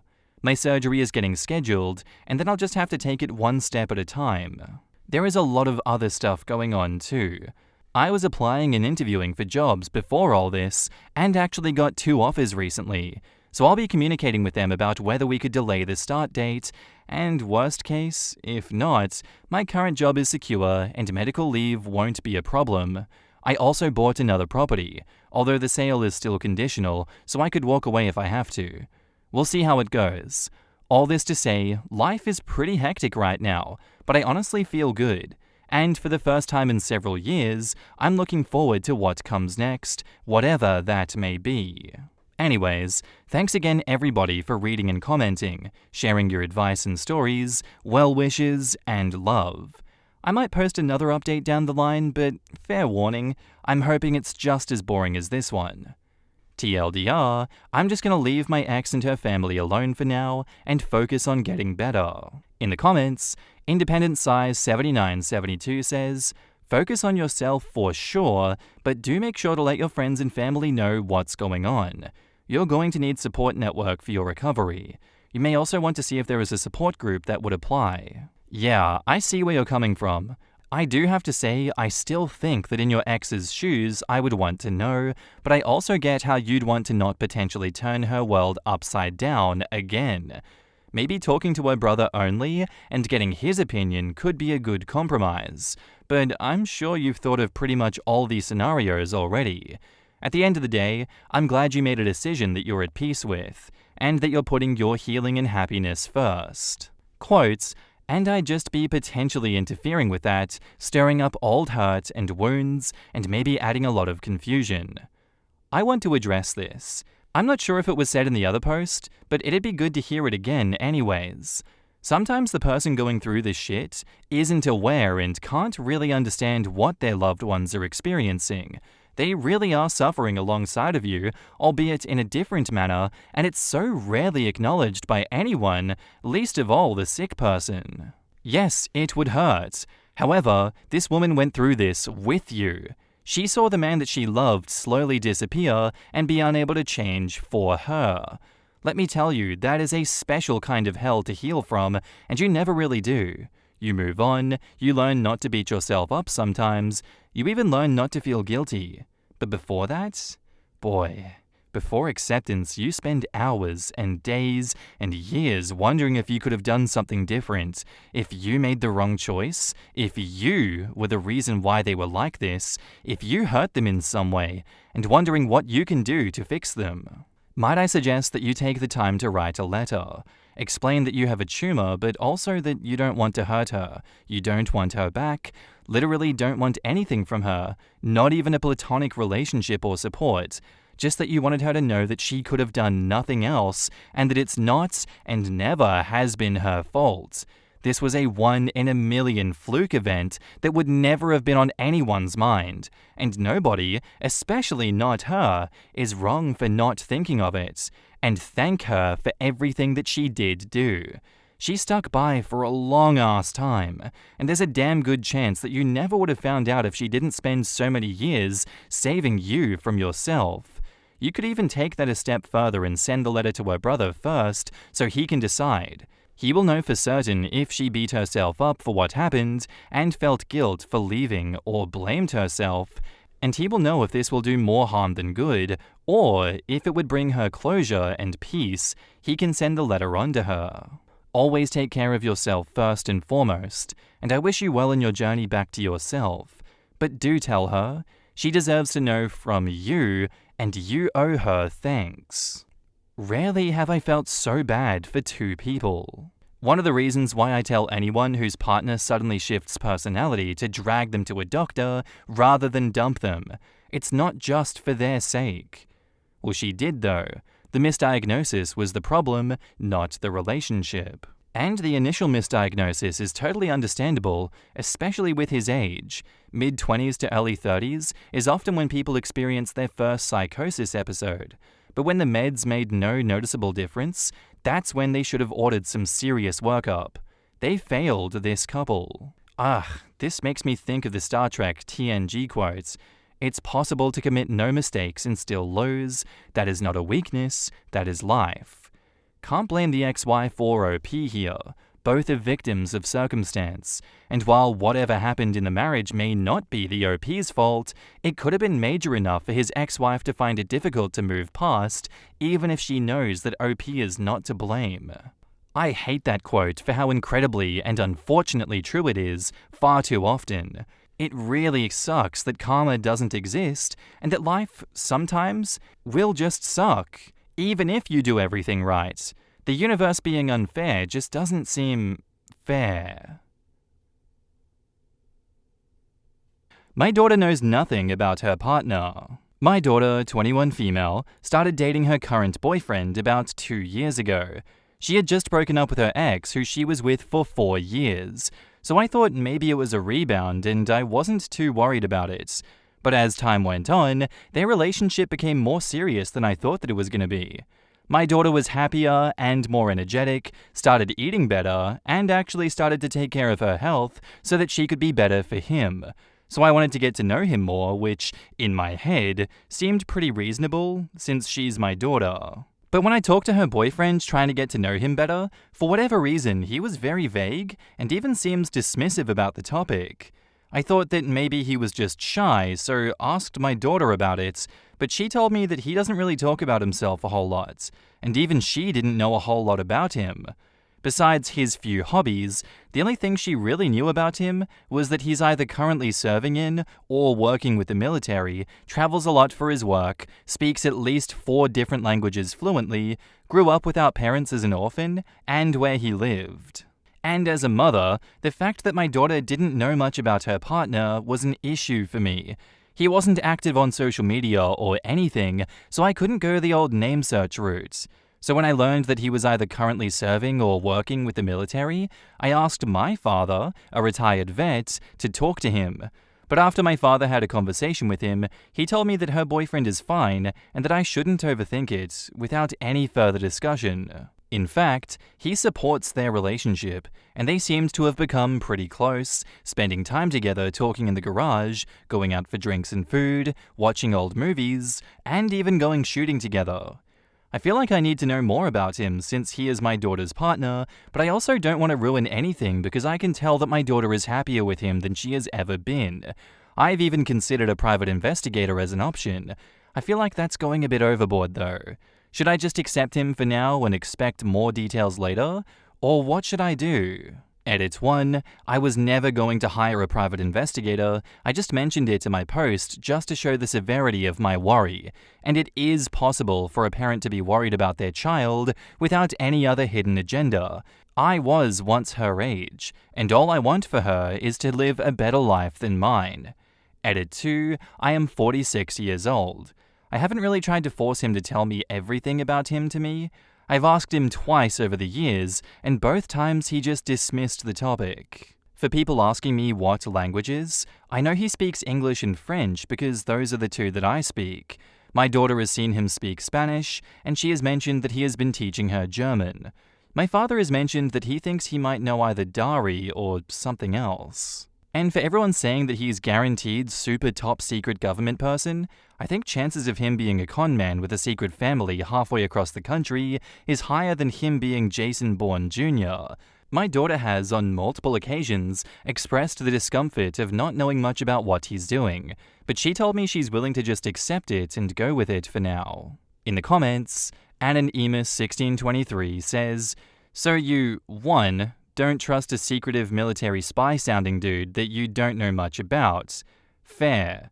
2, don't trust your daughter's judgment at all. So you either didn't raise her to think critically and can't trust her judgment, or you just have a very hard time letting go of control. Problematic. 3, don't trust your dad? After you went to him for help in the first place? What the hell?" OP replies, "It's not that I don't trust her judgment, but the fact that she doesn't even know any basic things about him as to what school he went to, or his middle name, or whatever. I trust my father, but the reason he simply dismissed it makes me worry more because I also don't know what my father did in the military, and I barely ever got to see him as I was growing up because he was busy with his military stuff." OP, on needing to learn to accept the facts that she doesn't know anything about her daughter's boyfriend, says, "I can accept that he doesn't want to tell me anything. The only thing that worries me is that she doesn't even know anything about him. As for those hobbies, she knows that he likes fishing and reading. I also barely ever saw my father when he was in the military because he wasn't allowed to tell us what he was doing. So my father just telling me that he's fine doesn't put me at much ease. Is it that hard to understand that a parent can just be worried about their children without any hidden agenda?" Ice Cream Queen 42 says, "What do you know about him? 1, does he own a car? Is it decent? How long has he had it? 2. Does he own or rent? Roommate or roommates? Pets? If he says he owns, you can easily find out if it is true by calling the assessor's office. Zillow will even tell you when and how much that house sold for. 3. How does he spend his days? Does he see your daughter's evenings and weekends? So he might be going to an office during the day? 4. Will he say if he grew up in your town? Will he say if he went to college? 5. What are these languages that he claims to speak? 6. Do you live in a small town or big city? Would it be easy to find people who might know him? There are a lot of things you can flesh out here that will be big factors in the analysis of whether he is sketchy or might be legit. OP says, 1. He owns 2 cars, and both cars are cars that even make my husband jealous. 2. I don't know his current living situation, but my daughter told me that he lives by himself and has no pets. 3. He is usually with her every weekend and holiday unless he's gone. My daughter told me that he likes to read, work out, and watch old movies. 4. No and no.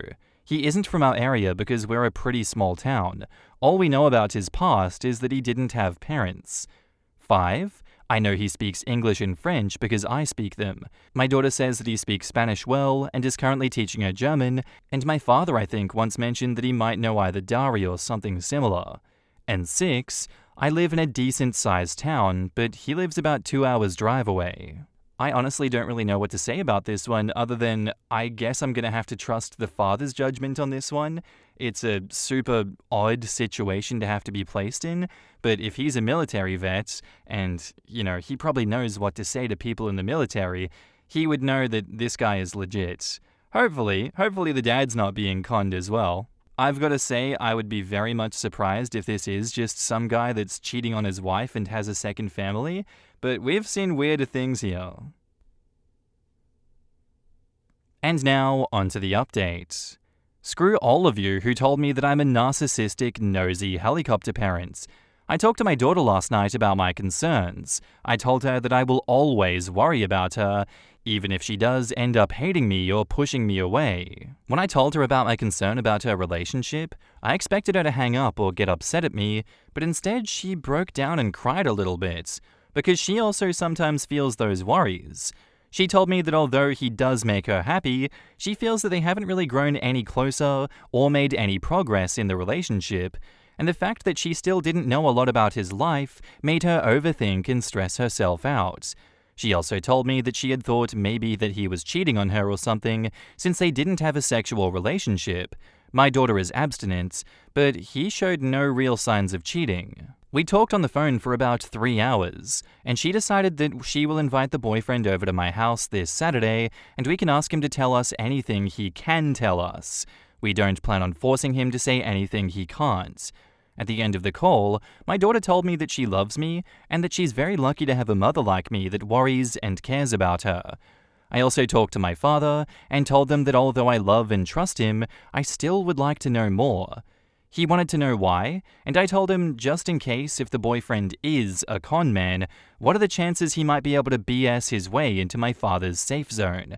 He thought about it for a while and decided that I had a point and that he didn't want to take those chances if there was any. So screw all of you who said that I was being an overbearing, bossy, and controlling mother who will end up getting cut out of my daughter's life, because my daughter thinks that I'm being perfectly reasonable and she's glad that I care about her. A lot of people on the previous post told me that he could be a Special Forces / Operation / SEAL / 3-letter / spy. I honestly feel like if that really was the case, then he should be able to tell us a cover story, or just tell us that he can't talk about it, rather than just dismissing the question awkwardly when it comes up. And he wasn't just doing that to me whenever any member of our family or my daughter asks him a question or something to try to get to know him. He just shuts it down.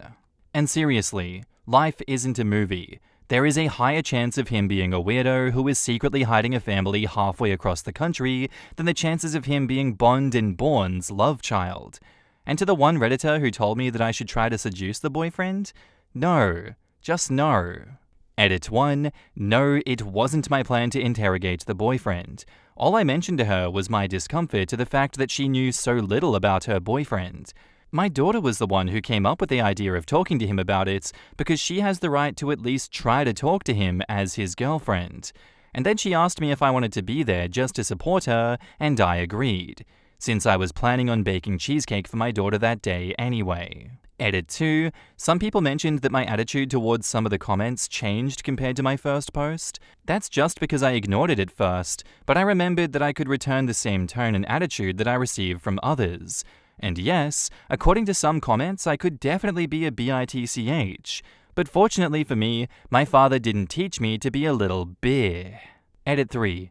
I don't know, like, to make it clear to people that I didn't make my daughter go for abstinence, I wasn't abstinent and neither was my husband, and we aren't involved in any religion or philosophy that promotes abstinence. My daughter decided that she wanted to be abstinent after her middle school sex ed because she didn't want to be a kid with a smaller kid.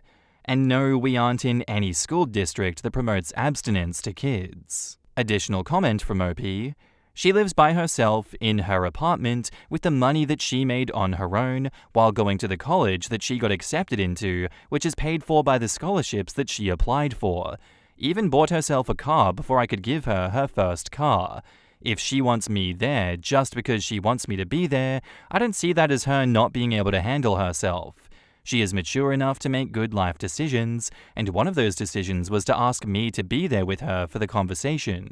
In the comments, Maddie Joy says, I agree with you. You can't just tell your girlfriend and her mother nothing about what you do and be standoffish about it. You have to be respectful and say something, even if it's just, I can't talk about it. To me, it was a major red flag that he was so standoffish and dismissive with you. You are her mom. He has to show you respect and earn your trust. Not hard to do if you care about your girlfriend. I used to live in a big military town, and I avoided them like the plague. They're often vague to seem more important and interesting, but they just have a family in another state. As someone in the military, the chances of him being in the military and needing to be this vague are low. I could definitely understand if he was ex-military. There's probably a decent enough chance that he landed a job that requires a higher amount of secrecy, but in the military? Usually you can at least tell people what you do. My money's on secret family, wanting to seem important, or using secrecy as a crutch to hide something, or not put effort into opening for whatever reason. I don't know what those reasons are. They might not be nefarious, but it doesn't make them less damaging. Exactly. It's like a bunch of people are on Reddit giving their opinions on how super secret the military is, yet have never been in the military. A veteran who tells you how many people they've killed hasn't killed anyone. A quiet and reserved person who speaks very little about their deployments has probably done or seen a thing or two. But a person who won't even disclose their MOS or rate is just flat out suspect. I don't know, it is a bit weird to date someone for 2 years and not know their middle name, etc.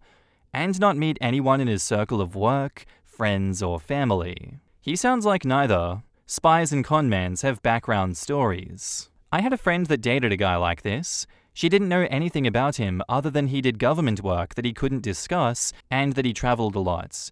Everyone she knew told her it was bullshit, and she burned a lot of bridges.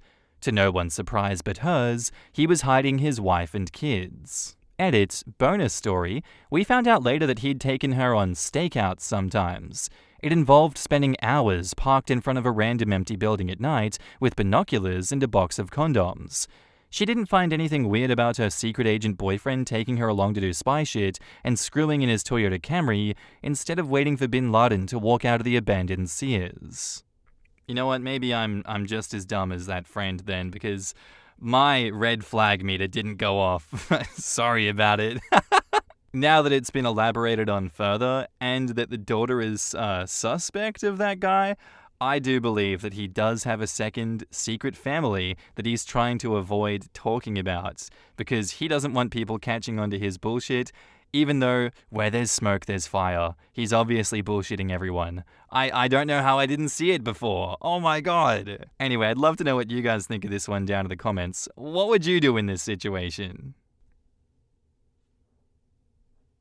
Our next post is by a throwaway account titled, My wife, 38 female, told me, 39 male, that she doesn't love me and never did. How should I proceed? I overheard my wife telling her friend that she doesn't love me, and she never did. She married me because she was pregnant and thought that after giving birth to our baby, she might fall in love with me, but that never happened. When her friend left, I immediately asked her about it, and we had an emotional discussion. She didn't deny it. She told me the same thing she told her friend and said that it's true. That's how she feels. I asked her why she married me then. She said she'd rather marry a man that she doesn't love, but who treats her right, with respect, takes care of her and her children, than a man that she loves, but who is a fool, incompetent, or lazy. I was shocked and hurt. I asked her what she thinks about our marriage, and she said that it's the marriage that she always wanted. To our credit, our marriage is really good. Respect is everything, so we never overstep each other's boundaries, and when we have a problem, we figure it out as a team. She never cheated, sexted, or did anything like that because she respects me too much, respects our marriage, and loves our children. Her words, not mine. She also said she knows it's the same on my part. I told her I would like some time to think about it, and she said to take as much time as I need, assuring me that she isn't going anywhere and will accept and work on whatever I decide. I don't know what to do. I'm hurt and confused, so I've been living a dream marriage with a woman who doesn't love me one bit. Basically, she settled for me because I was the best option at the time. To her credit, she has been an amazing wife and mother to our kids. Boy, 9 years old, girl, 11 years old. I have no doubts about her. She never cheated or hurt me in any other way. She is hardworking, always honest, and is a good role model for our children. I've been thinking of some things that I could do. Maybe marriage counseling, but our marriage is one-sided in the love department. I love her with all my heart, and she knows that. I don't know how marriage counseling will help because it won't change her feelings towards me. I don't want a divorce. I love her. Our marriage is amazing, and our children have parents who are really there for them, and who, if I can say humbly, are good role models. To sum it up, my part of the marriage is completely filled with love and respect, while hers is entirely based on respect alone. Minor edits: she earns more than me, so she isn't with me for my money. We've been married for 12 years and have known each other for about 15. I would like to add something here that I answered in the comments. We started as friends, then became friends with benefits, and over time, we evolved into what we are now. I was her only friend with benefits. She had many friends, but I was the only one with benefits. Her ex-boyfriend treated her very poorly, so I think that might have affected her to some extent. In the comments, Not Here to Judge 2 says, therapy could be good. There was this one post one time in the past, which was basically the same thing, but from the wife's perspective. In the end, she realized that her definition of love was really stereotypical, and that she actually did love her husband in her own way. It would be good if she verbalized what she thinks of you, and what precisely she feels when she thinks about you, and when she sees you. And OP says, I'm willing to have that conversation. How should I approach this? Should I just tell her that I would like to go to some couples counseling, or maybe individual therapy could help? I agree. Couples counseling could help. They can't make her fall in love with you, of course, but they could help her realize that perhaps what she feels is love. She respects you, values you, wants to be with you, admires you as a father, and feels safe and secure. To me, those things are love. You may find that she defines love as some all-consuming passion, and counseling could reframe it. It concerns me that she says she doesn't love you. I can understand that she may not feel in love with you, which is sad and hurtful on its own, but after this many years of marriage and raising children together, in what you've described as an otherwise happy, healthy, and functional partnership, you would think that she would at least be able to say that she loves you. Maybe not in a passionate, romantic way, but at least in the way that one feels love for a close friend or family member whom they respect and deeply care for. The honeymoon phase doesn't last. If there were at least another kind of deep, abiding love here, I could see this as being salvageable. But I don't know that I could live with a partner who can't even say they love me after a decade plus of marriage. I'm so sorry, OP. This must be crushing. Seek counseling at the very least, to help you sort out whether this is a relationship that it's healthy for you to stay in. Yes, I agree completely. Sounds like Opie's wife saw too many movies and thinks that love is being forever in love like high school sweethearts or the unnecessarily conflicted plot that makes both lose their minds. I just want to throw some support your way. Too many people are commenting, "You have a great marriage, what are you complaining about?" As if finding out someone you love doesn't love you back isn't excruciatingly painful. Your wife gets to make these very informed decisions for herself, whether she could forego love for stability, respect, etc., but you didn't, and she took that right away from you. If she had told you prior to marriage that she didn't love you, but respected you, would you have married her? Would you have had a second child with her? And in terms of respect, well, I don't know how respectful it is to tell her friend while you are in the house that she doesn't have feelings for you. Also, respect isn't just about what you say to that person, but what you say about them. I'm not saying that you should divorce, only you can decide if the pros outweigh the cons. Counseling would be the best choice right now, but personally, I would feel paranoid about what happens if she falls in love with someone else. What about when your kids are grown and she doesn't need that kind of support? Questions your wife needs to really dig into with a therapist. Yeah, that's a hard one, honestly. I do think that there is a lot of communication that has been missing, and even if the wife doesn't think that it's that much of a big deal from the outside in, I can't imagine being in OP's shoes right here and how they feel, and how much that is eating him on the inside. How you proceed in this situation probably is just counseling and lots of questions and getting to the bottom of this, and getting her to empathize with how you are feeling. I feel like that's how you proceed in a situation like this. And now, onto the update. I apologize if this post gets long. I'll provide more context to our situation and do my best to get to the important things quickly. I went through most of the comments on my first post and wrote down some questions that I wanted to ask my wife. I also figured that I'd talk with her a few more times before bringing up marriage counseling, only if we can't find common ground or fix things ourselves. Like I said in one of my comments, I thought about the small trip over the weekend. Just the two of us, no children. We could relax, have a proper heart-to-heart discussion. So I decided to take her to my grandparents' house. It's remote, surrounded by fields, forests, and there's even a river close by. It's pretty much a holiday house when you want to leave the city and spend some time in nature. She loves nature, so I thought that it's a good place. I would be lying if I told you that I wasn't anxious and really worried about asking certain questions and the implications of those questions. I decided to ask, even though I was fully aware that it could be painful. We left our kids with my parents and departed. She pretty much knew the purpose of this trip from the beginning, so in a way, it was easier. When we got there, I didn't want to have a discussion immediately. I wanted us to spend some time together. We went for a walk in the forest, did some light work in the garden, took some pictures, and I made her dinner. I also made her a bouquet of flowers that I found in the fields. After we had dinner, I brought it up. I told her what she said a few days ago really hurt me, and that I would like her to share her feelings about me and our marriage so that we can at least find middle ground. I also told her that I didn't really like her sharing that with other people before talking to me first. She apologized to me and said that she would explain.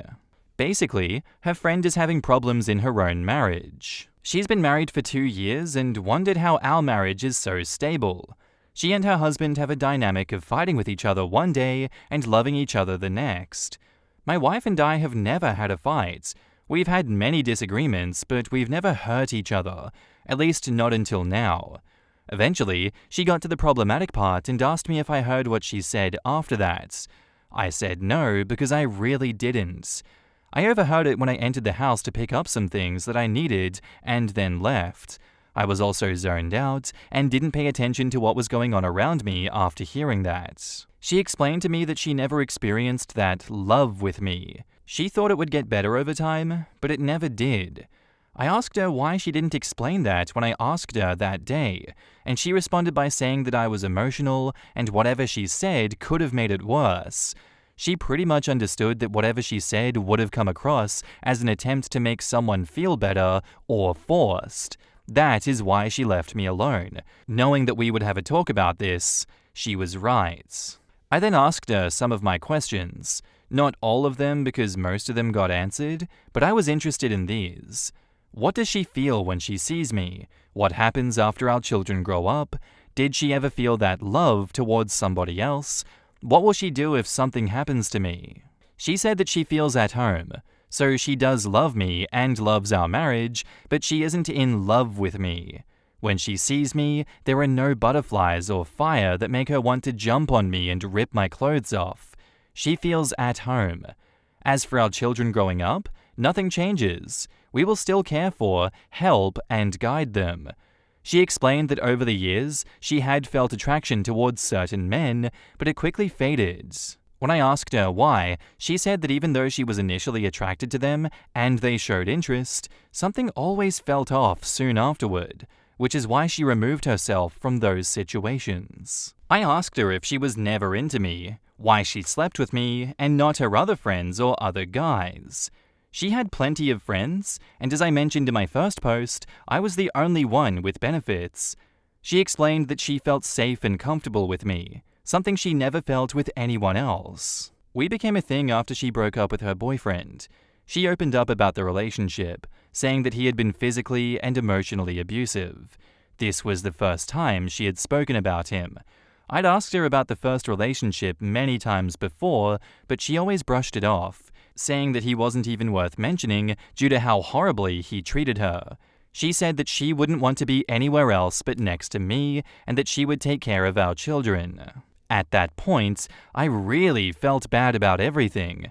The whole discussion made me sad. I would really like her to go to therapy. I think she still carries scars from all that abuse, especially emotionally, and a proper therapist could really help her. TLDR, as some of you pointed out, she isn't in love with me, but she loves me in her own unique way. I understand that as years go by, you may lose some attraction towards your spouse, and the feelings you once had may fade. But that person still remains, and I can live with that. And for those telling me to leave, I won't. If she leaves in 10 or 15 years, so be it. I would rather have a stable, safe, and drama-free marriage where I can raise my children properly, even if she doesn't love me to the same extent that I love her, than to spend years of my life searching for a woman who will love me to the same extent. I'm almost 40, and I'm too old to deal with all the drama that comes with dating. We also have sex at least twice a week, sometimes even more, so our intimacy is active, and she actively participates. In the comments, Symbol Farron says, "What I'm getting out of this is that she does love you, completely, but she doesn't know that it's real love. She may have been used to the kind of dramatic, tumultuous partner who abuses her and then love bombs her, and have come to know that as love. But she has chosen every day to be a loving partner and a good parent, even when presented with alternatives. Her sense of love is screwed up, but her actions speak louder to me. Definitely try and get her into therapy. I'm sorry for the way that she thinks about this. It must be killing you. But I just don't think that it's true. She does love you. I hope I'm right and that you can come to an agreement. I wish you both the best." And OP replies, "I felt the same, and that's why I think that it would be really beneficial for her to have a talk with a therapist. I will always be there for her, and I will always listen to what she has to say, but I lack knowledge and experience in order to help her with this. The thing that's killing me is how long she's been in this state. She can't sort out her feelings and emotions. Even during our talk, I always felt that her feelings are misplaced and all over the place. I will talk to her, and I will encourage and support her in getting professional help." Oatmeal Cookie Girl says, "As someone whose first relationship was abusive, her feeling safe with you is 100% love. Everything you described her saying is what I feel with my husband. I don't feel butterflies. I never did. And for me, that is a good thing because butterflies are just anxiety. I could not picture my life without my husband. He is my person. I am happy with him, and I don't want to be with anyone else.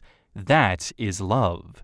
It just isn't the type of love that we see in movies or that we feel when in the twisted clutches of an abuser. And that's a good thing.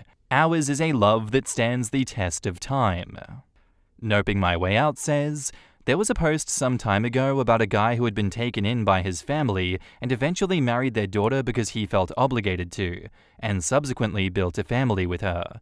He posted because he felt super guilty over marrying and having kids with a woman that he said he didn't love. The Redditors pointed out that the life he described in his post and comments did sound like love, albeit under unusual circumstances.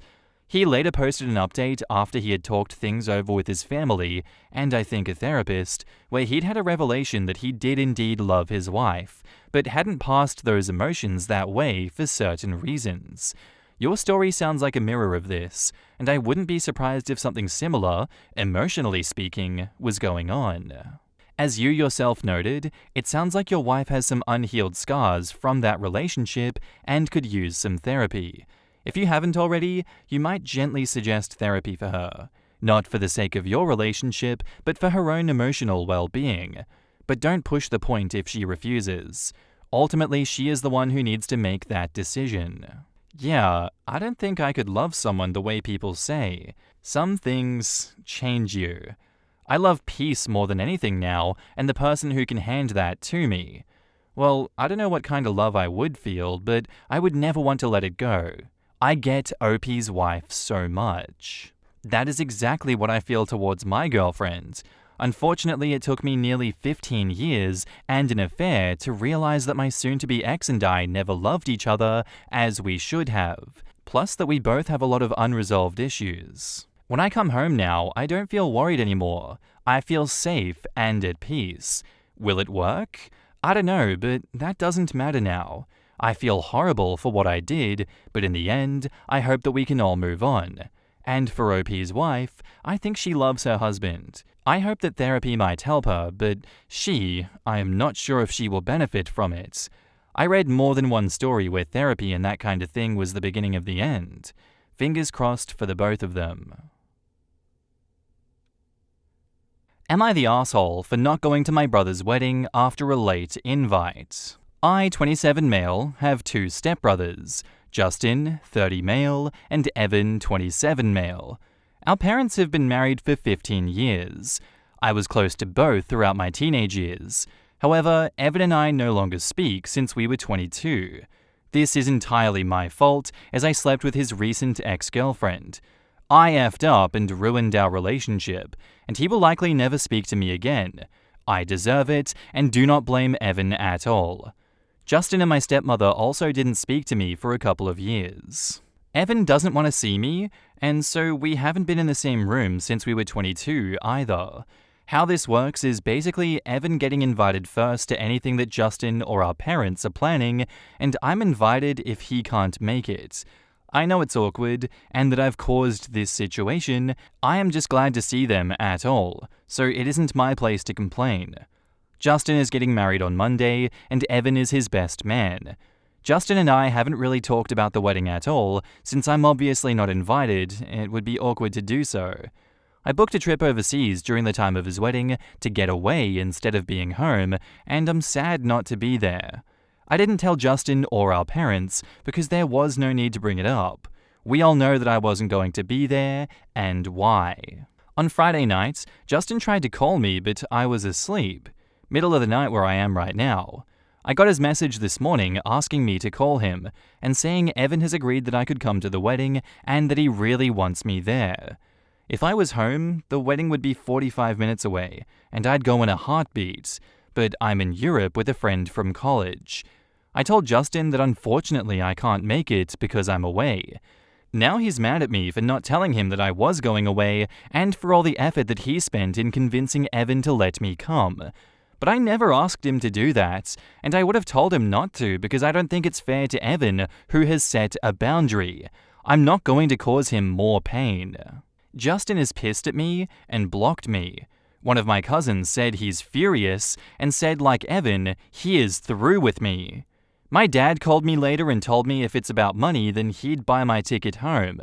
But I explained that it's not just about money, although a lot of the trip is unrefundable. If it was just me, I'd consider going home. But I'm traveling with a friend who didn't sign up to be in Europe for 10 days by himself. My cousins and my dad think that I'm being an asshole for not coming to the wedding, but I think it's unfair when the wedding is in 2 days. I know that the situation exists because of my actions, but am I the asshole for not flying back tomorrow to attend the wedding? Edits. I know the majority say that I'm not the asshole, but I spoke with my friend and I'm catching a flight today on Monday and coming back on Tuesday. I can't lose another brother or the opportunity to see Evan. I don't think it was fair to ask, but I can't risk it.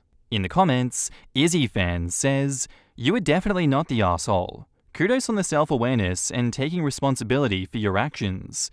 Can your dad buy your travel friend a ticket as well? Would your friend be interested in going to Justin's wedding? Seems like a golden opportunity to mend relationships, but also, by Justin's immature reaction, maybe the relationship is not ready to be mended yet." The reply from OP, "The thing is, I didn't think Justin and I were in a bad place.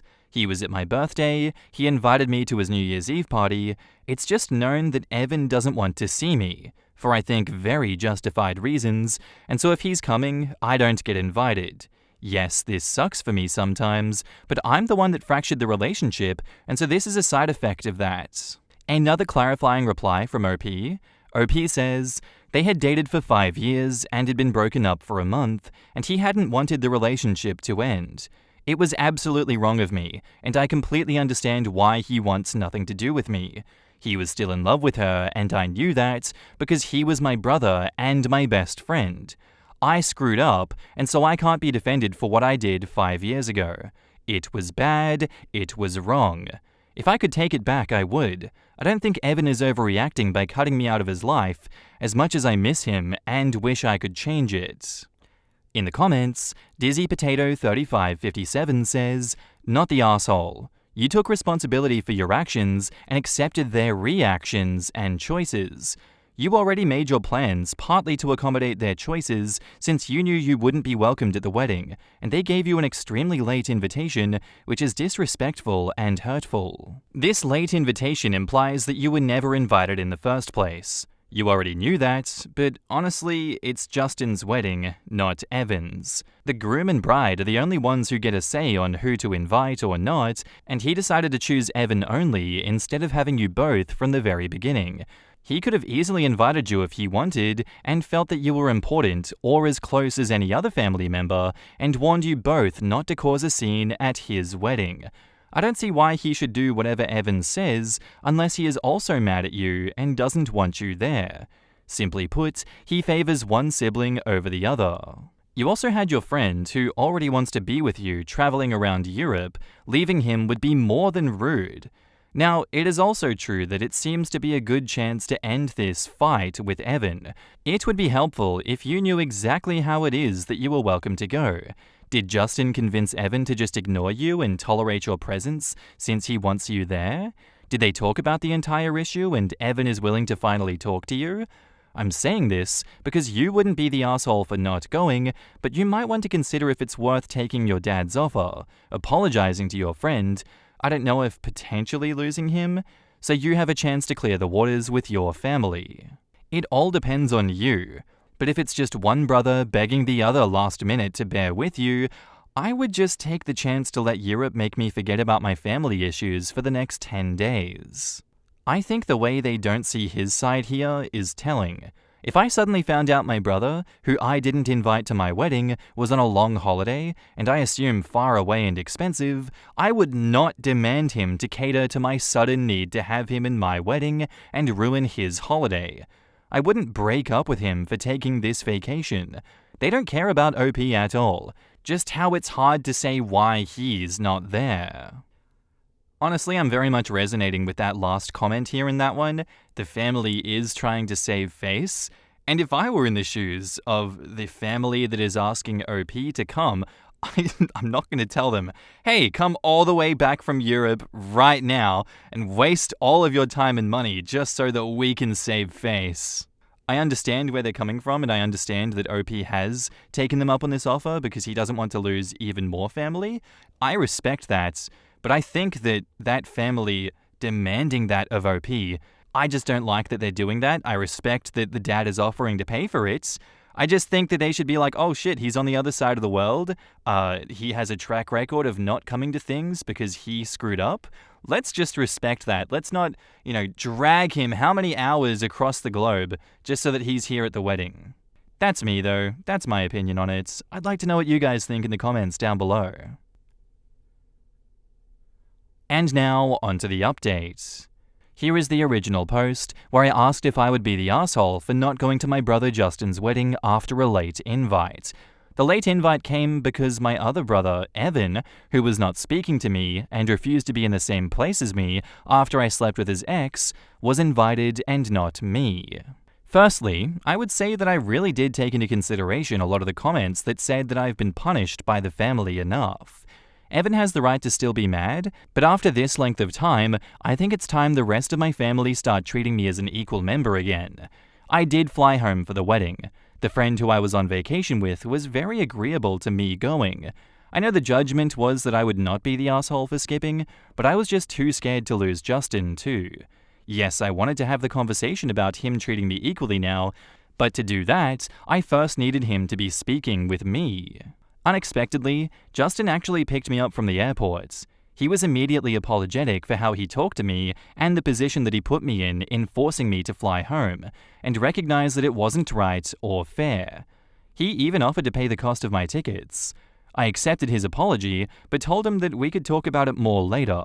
It was his wedding day, and the focus should be on him and that. We drove to the hotel where he and my parents and the other groomsmen, including Evan, was staying. Evan came to my room shortly after I checked in. It wasn't a happy movie scene where we hugged and all was forgiven. It was really awkward. Two people walking on eggshells. He just sort of agreed to have a good day for Justin and talk at some later point. In the end, I'm glad that I went to the wedding. As unfair as Justin asking was, it was pretty clear that having both me and Evan there that day meant a lot to him. I flew back out the next day to meet my friend. Since I've been back, Evan and I have been talking and have met up. I've apologized again, but also he has forcing me out. He was, understandably, mad at me, and said he could just never seem to move past being mad, and it became easier to stay mad, but he missed me, and he wanted to call and then backed off doing so. We are slowly working on things.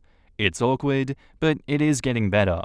I've met his girlfriend and I've been to his apartment. I did talk to Justin more about how unfair it was, and he agreed. As Evan is no longer demanding it be a him or I choice, the conversation with Justin was easier.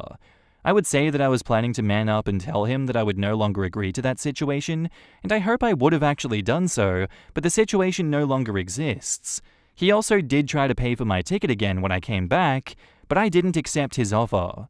Hopefully the year continues on this positive direction. In the comments, Wolf of Mandalore 2010 says, I want to know what was going through Justin and the dad's head here. OP has been low contact with the family for 5 years, if I understood correctly, and somehow they're surprised and indignant when he initially refuses to drop everything and come to a wedding that he had no reason to believe that he would be invited to. Dad and the cousins owe OP an apology as well, not just Justin. They may have been building up the idea of some sort of Hallmark movie-style reconciliation for the family, and then got so caught up in the fantasy of finally getting the brothers back together that they initially failed to consider that OP may have made other plans, and then lashed out when it looked like they may not be getting the happy ending that they were hyping themselves up for. Also, just overall easier to blame the one who caused the schism in the first place, even if in this instance he wasn't at fault. St. Alvis says, I mean, thank God. I cannot believe it took him this long to even make headway on getting over you hooking up with his ex. So if someone broke up with you and you were still in love with them, you'd be cool with your siblings sleeping with them? OP is not the asshole for this particular situation, but I don't blame Evan for still being upset about what happened. I agree. That's a breach in trust that you can never fully come back from.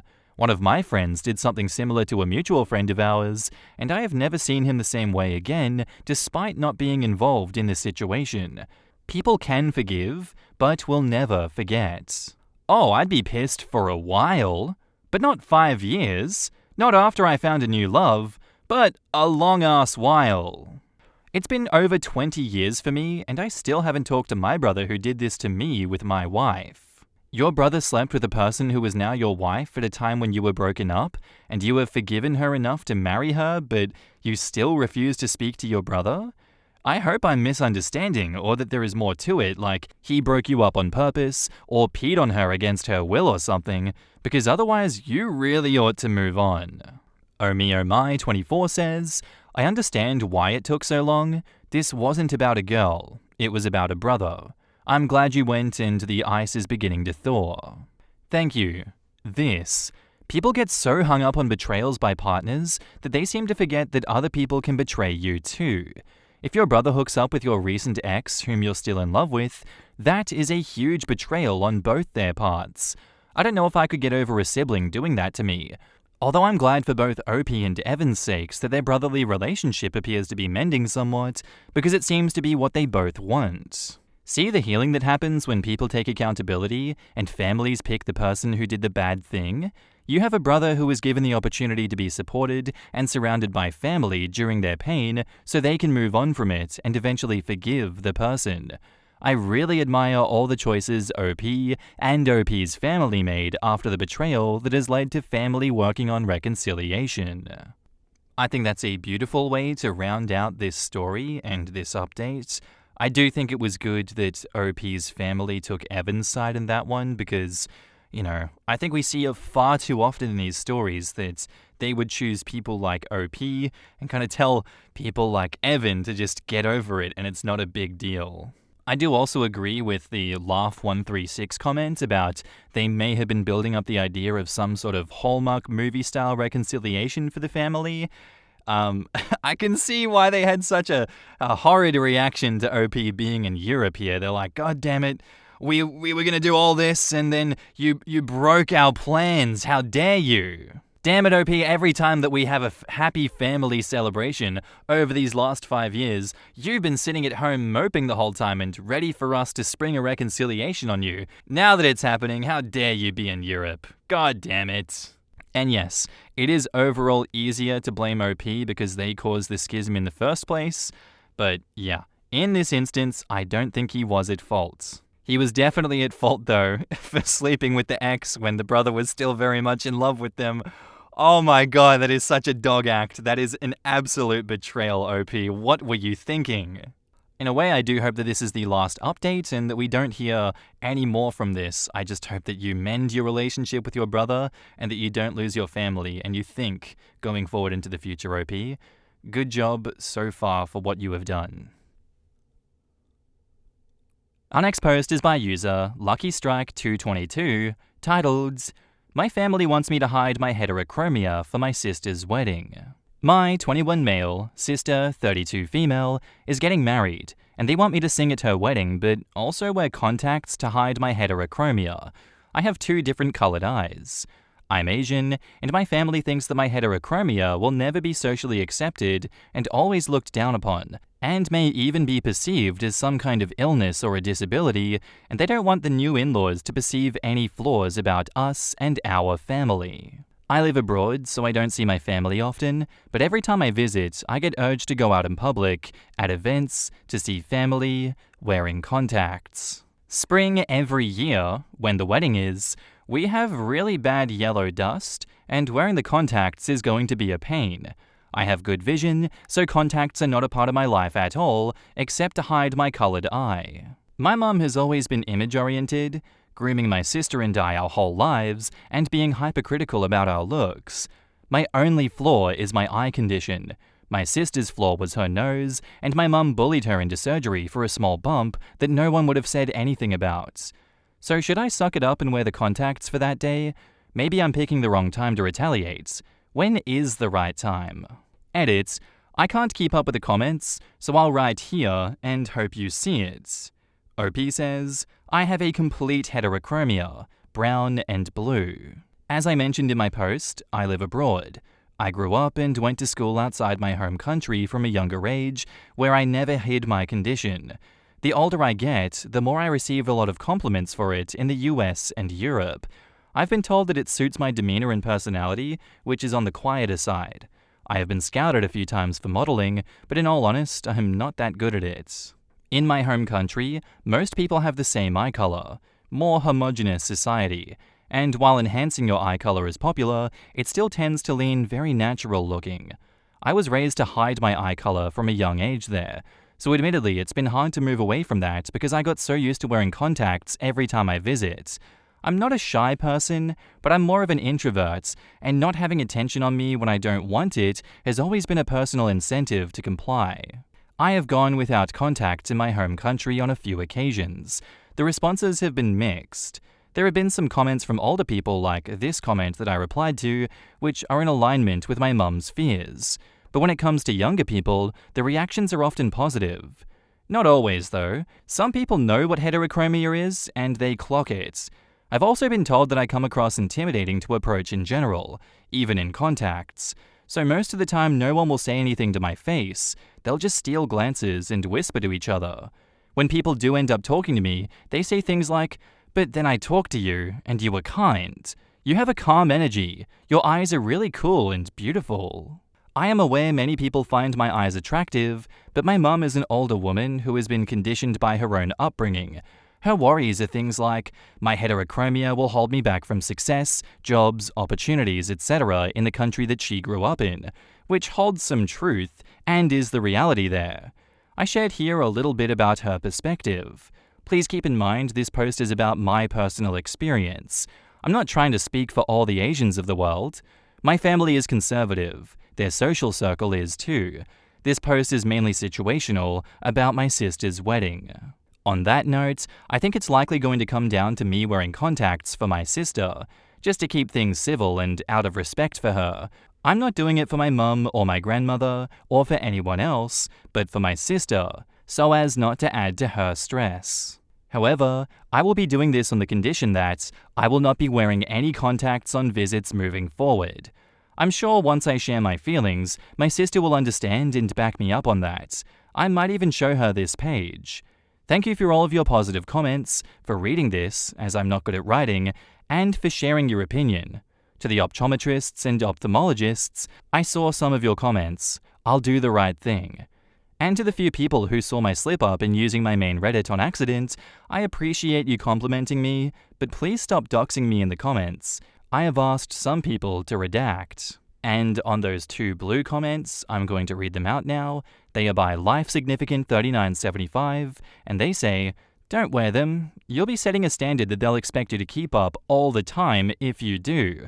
Family can be critical, and it's easy to do as they say for approval, but you are unique, and heterochromia eyes are beautiful. Never let anyone, even family, make you think otherwise.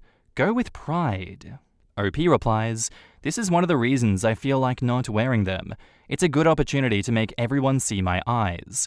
Even some family who previously had no idea about my condition, but on the other hand, I feel bad that I'm using my older sister's wedding to do that. I don't want to cause drama at her wedding or take away from her moment in any way. That holds me back." Have you tried talking to her about the situation? Maybe asking her if she'd be okay with you doing that could ease some discomfort. OP says, "I have talked to her. She is feeling her own pressure during the wedding and wants everything to be perfect. My dad passed away at the end of last year, so there is an added intensity to everything. I didn't share my feelings, I just asked if I could go without contacts, and she asked if I would please wear them to avoid issues with our mum adding to her plate. My sister and I have a good relationship. I would do it for her, but I'm thinking maybe I need to have a deeper conversation. Maybe she doesn't know how I feel about it." Not the asshole, but your reservations about not ruining your sister's wedding by causing a scene with your mum is probably valid. If your sister doesn't want to back you up, suck it up one last time for her, not for your mum, and afterwards, you need to stand up for yourself and tell your mum to F off. Not the asshole. But as a mixed-race Asian with a mum who has always been super critical about appearances, I totally understand what you're going through. My mum criticized my sister and I all the time growing up. It's hard to know what to do. It's unfortunate that in Asian culture, it is so important how you are perceived by others and how that looks to the family. Perhaps your mum has some deeper thoughts about why she wants you to hide it. I know for my mum, she resented my white dad and sometimes took that out on us, especially if we reminded her of my dad. My mum faced some criticism for marrying a white man, and then getting divorced didn't help. I'm not sure what your parents' marriage was like, but maybe there could be some underlying criticism that she's faced. I would try to have a discussion with both your sister and mum to try to come to a resolution. Maybe you can compromise and wear contacts for the singing, and then take them out for the rest of the wedding. I personally would go without wearing contacts, but I've always not cared much about what my mum thinks because sometimes she is just so irrational. I've given my mum a lot of grief over the years. My sister, on the other hand, would probably give in to my mum and wear the contacts. As I've gotten older, and since my dad passed away, I've realized I only have so much time with my mum, so sometimes it's easier just to keep the peace. Whatever happens, just know that you are beautiful the way you are. I hope you and your family have a great time at the wedding, and wishing you all the best. Opie replies, "Your comment resonates with me a lot. I'm an adoptee. I'm mixed race too. I don't know my parents though. I think my mum has good intentions, but her approach has been harmful, if that makes sense. She just wants me to have no problems, and so she never allowed me to embrace this trait, which stood out too much, and in her mind, in a negative way. Then, the older I got, I began to gain positive attention, and that only made her want to hide my eye condition more because she felt that my eyes would be the limiter and take away from my ability to be successful. I think back home this might be true in some ways, but I live abroad, and this is not an issue. She doesn't get it. When I go back home to visit, we clash. I recently lost my father and was chief mourner at his funeral. I wore the contacts because my mum was so distraught I didn't have it in me to fight her. Ever since then, though, it doesn't sit right with me anymore. Anyways, I appreciate you taking the time out to write to me. I'm going to do as you suggest. Try having one more talk with them. I might wear contacts for the wedding, on the condition that I will not be wearing moving forward." I do agree with OP that I think this is an instance where you do pick your battles. The sister has asked you to please wear it and not rock the boat too much. Understandable that OP does need to have a backbone going forward, but it is also perfectly understandable that it is the sister's wedding, it is her big day. OP should listen to what the sister wants, because then they can see in the future, I'm done with all the bullshit, I did it for your wedding day, even though I really didn't want to because I respect you. Please have some respect for me and back me up against mum going forward from here. That is a good ultimatum though that OP ends on. I might wear contacts for the wedding, on the condition that I will not be wearing them moving forward. Get that shit set in stone right now so they can't back out and continue to attack you to protect their image in the future. Screw them. And now, onto the updates. I got some DMs requesting an update. I didn't reply to anyone because the wedding hadn't happened yet, and there was nothing to say. Since I already answered questions in my original post, I'll just do a simple update here, and not answer any more questions. If you have a really burning question, you can ask it, but I don't check Reddit often. I had a long conversation with my sister. We had to do it over FaceTime because I was still abroad, but in a way, it was better. She understands, and was genuinely feeling bad about having to request this from me, but we both decided that it's not the time to defy the family. I put my personal frustrations aside, and after making the first post, I began to feel that I was being selfish. I think most people didn't want me to make the decision that I did. I'm sorry. My sister was prepared to let me participate in her wedding without any contacts, but I decided to wear them because it's her wedding day. I wore contacts, yellow dust was yellow dusting, but most of the wedding was indoors, so it was tolerable. I didn't do the malicious compliance, guys, so no Halloween demon contact lenses. The optometrists and my eye surgeons on the original post convinced me that it's not worth the risk. I already hate putting in contacts. After the wedding, I took the contacts out. My mum wasn't happy, and I haven't been wearing them here during my visits. After the first few encounters about it with family and relatives, they're mostly okay with me now. It's a little bit exhausting having the same conversations and hearing the same responses. I think I might need therapy or something for some of the feelings I have and issues with my mum that have been created now because of my choice, but thanks for helping me get over the hardest parts." In the comments, Interesting Fact says, "The wedding pictures will be weird to look at years later since there will always be a sense that there is something wrong. My older sister has been shorter than me since we were like 10 and 12. One of the last teen family portraits shots of our high school/college years, the camera guy set up a sister's shot and had her stand on a box so she would be taller since she is older. Mum and sister couldn't stand that portrait. It just looked so wrong." Your heterochromia is one of the beautiful and unique things that fundamentally make you, you. I hope your family comes to love and accept it as you have.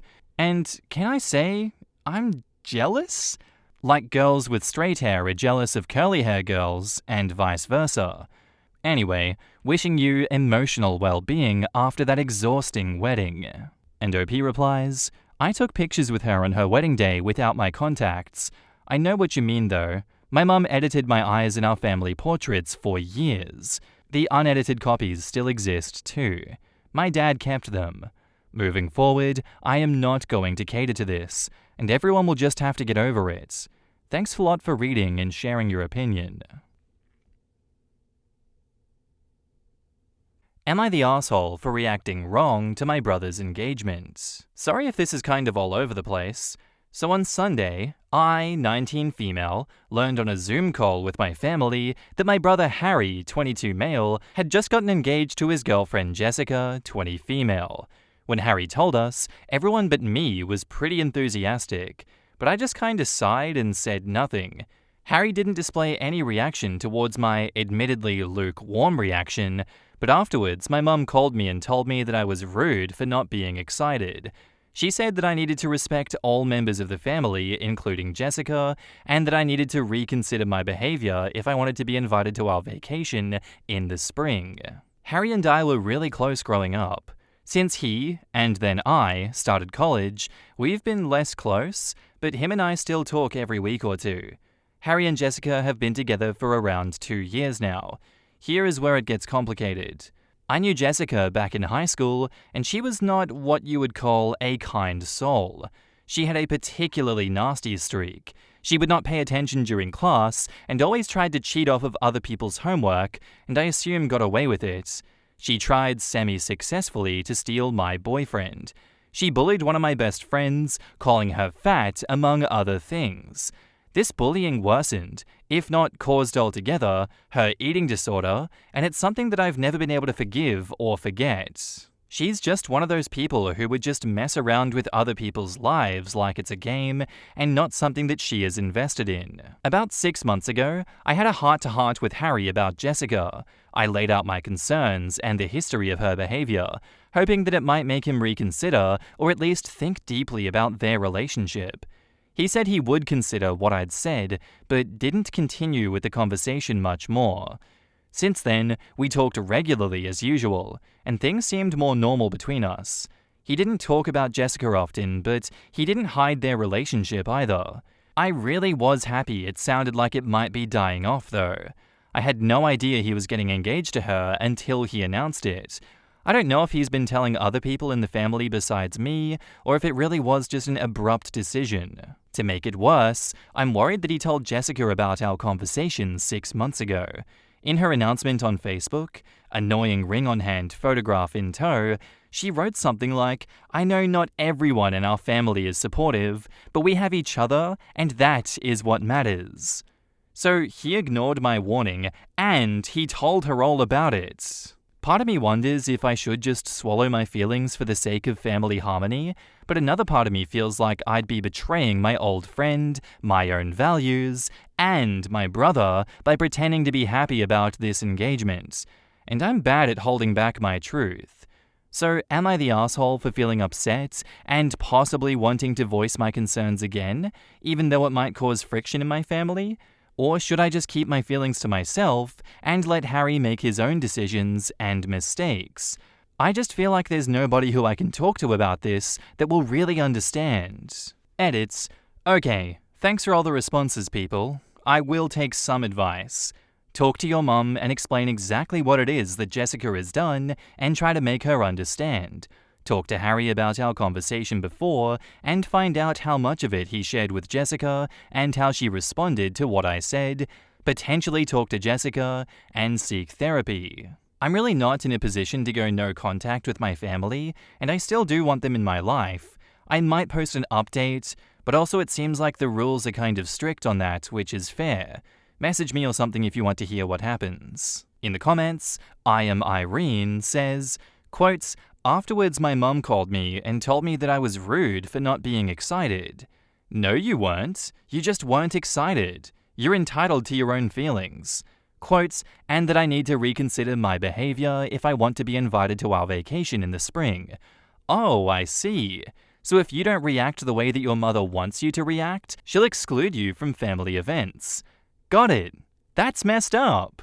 I wouldn't worry too much if Jessica is aware of your conversation with your brother. If she is, at least she knows that you're wary, and rightly so. You are not the asshole for feeling the way you do for your reaction to the news. Your mother is a bit of an asshole though. That's some class A manipulation that she's using. Time will tell if things work out for your brother and Jessica or not, but as long as you're polite without compromising your personal values, things should be fine.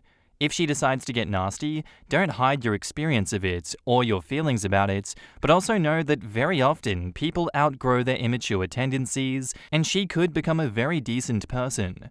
This whole situation reminds me of that movie, You Again, lol. And OP replies, "Thank you. To be honest, I'm kind of used to this kind of thing from my mother. She likes to hold stuff over our heads.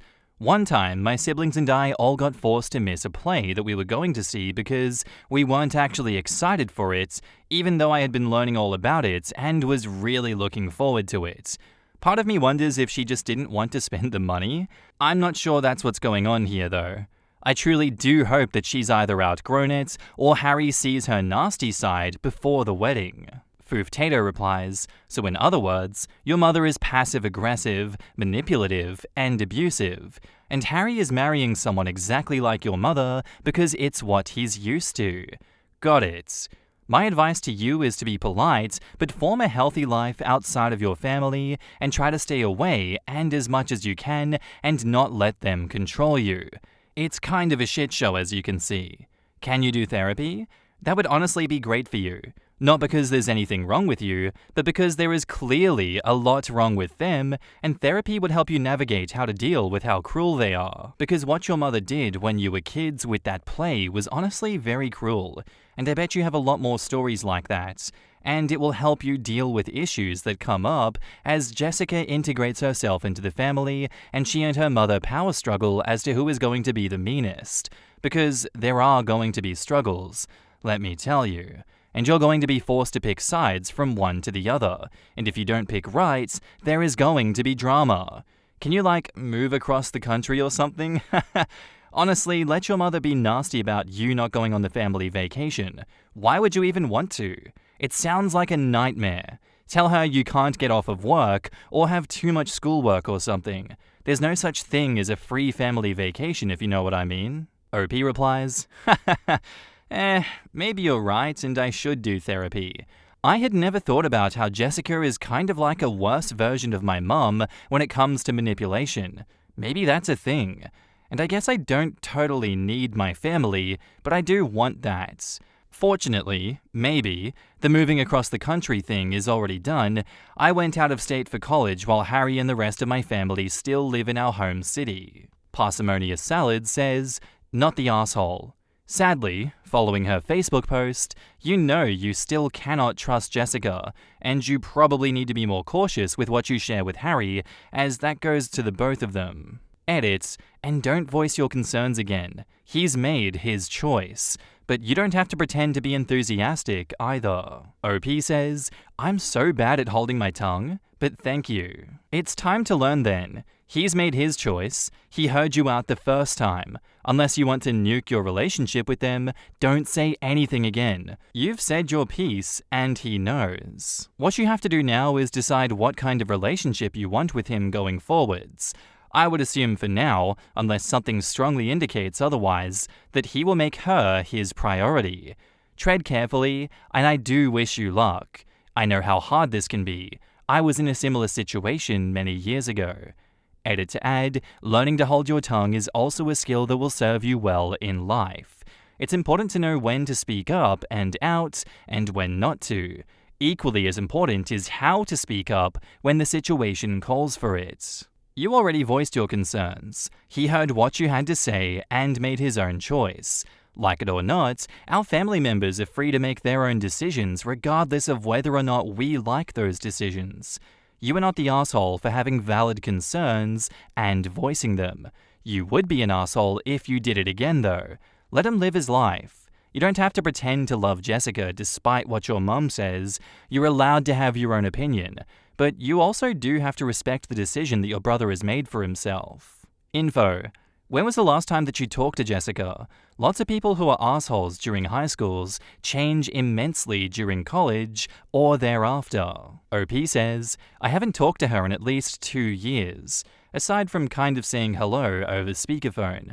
But from her social media, I really don't think that she's changed. She's acting like an asshole in general and a pick-me towards my brother. And now, onto the update. So a lot of people commented and sent me messages asking for an update to my previous post about my unenthusiastic reaction to my brother's engagement announcement. Well, here it is. After reading people's replies, it sounds like the predominant opinion was that while I might not have been the asshole immediately, I would become one if I kept pushing too hard against my brother's relationship. And I really don't want Harry to think that I don't support him or to not talk to me about personal relationship matters. So I pretty much had decided to keep quiet and just go along with whatever Harry wanted. On Tuesday, he messaged me asking if I wanted to be a bridesmaid in Jessica's wedding party or a groomsmaid in his wedding party. After a little bit of back and forth, it became clear that he asked me because he knew that I wasn't totally keen on Jessica, but still wanted me involved with the wedding. I was trying to be supportive, so I said that it would be great to get to know Jessica better by being a bridesmaid, though I wasn't exactly looking forward to the experience. I admit though, I had a little bit of an ulterior motive. From what I know of Jessica, she completely changes how she acts based on who she's around, which is how she manipulated Harry into proposing, of course. I thought that, just maybe, if I could show Harry how Jessica acts with her girls, he might reconsider his decision to marry her. Anyway, on Thursday, I got added to a Facebook Messenger chat named Brilliant Bridal Bitches, wherein Jessica laid out her ground rules for being in the bridal party. They are almost verbatim. 1. Participation in my bridal party is not just an honor, it's an investment. Be prepared to spend at least $1,000 on attire and accessories alone. I can make exceptions, but only if you ask me. 2. I alone will dictate the narrative of my wedding on social media. Any premature posts, especially unflattering photos of me, will result in immediate expulsion. 3. Your weight will be monitored weekly.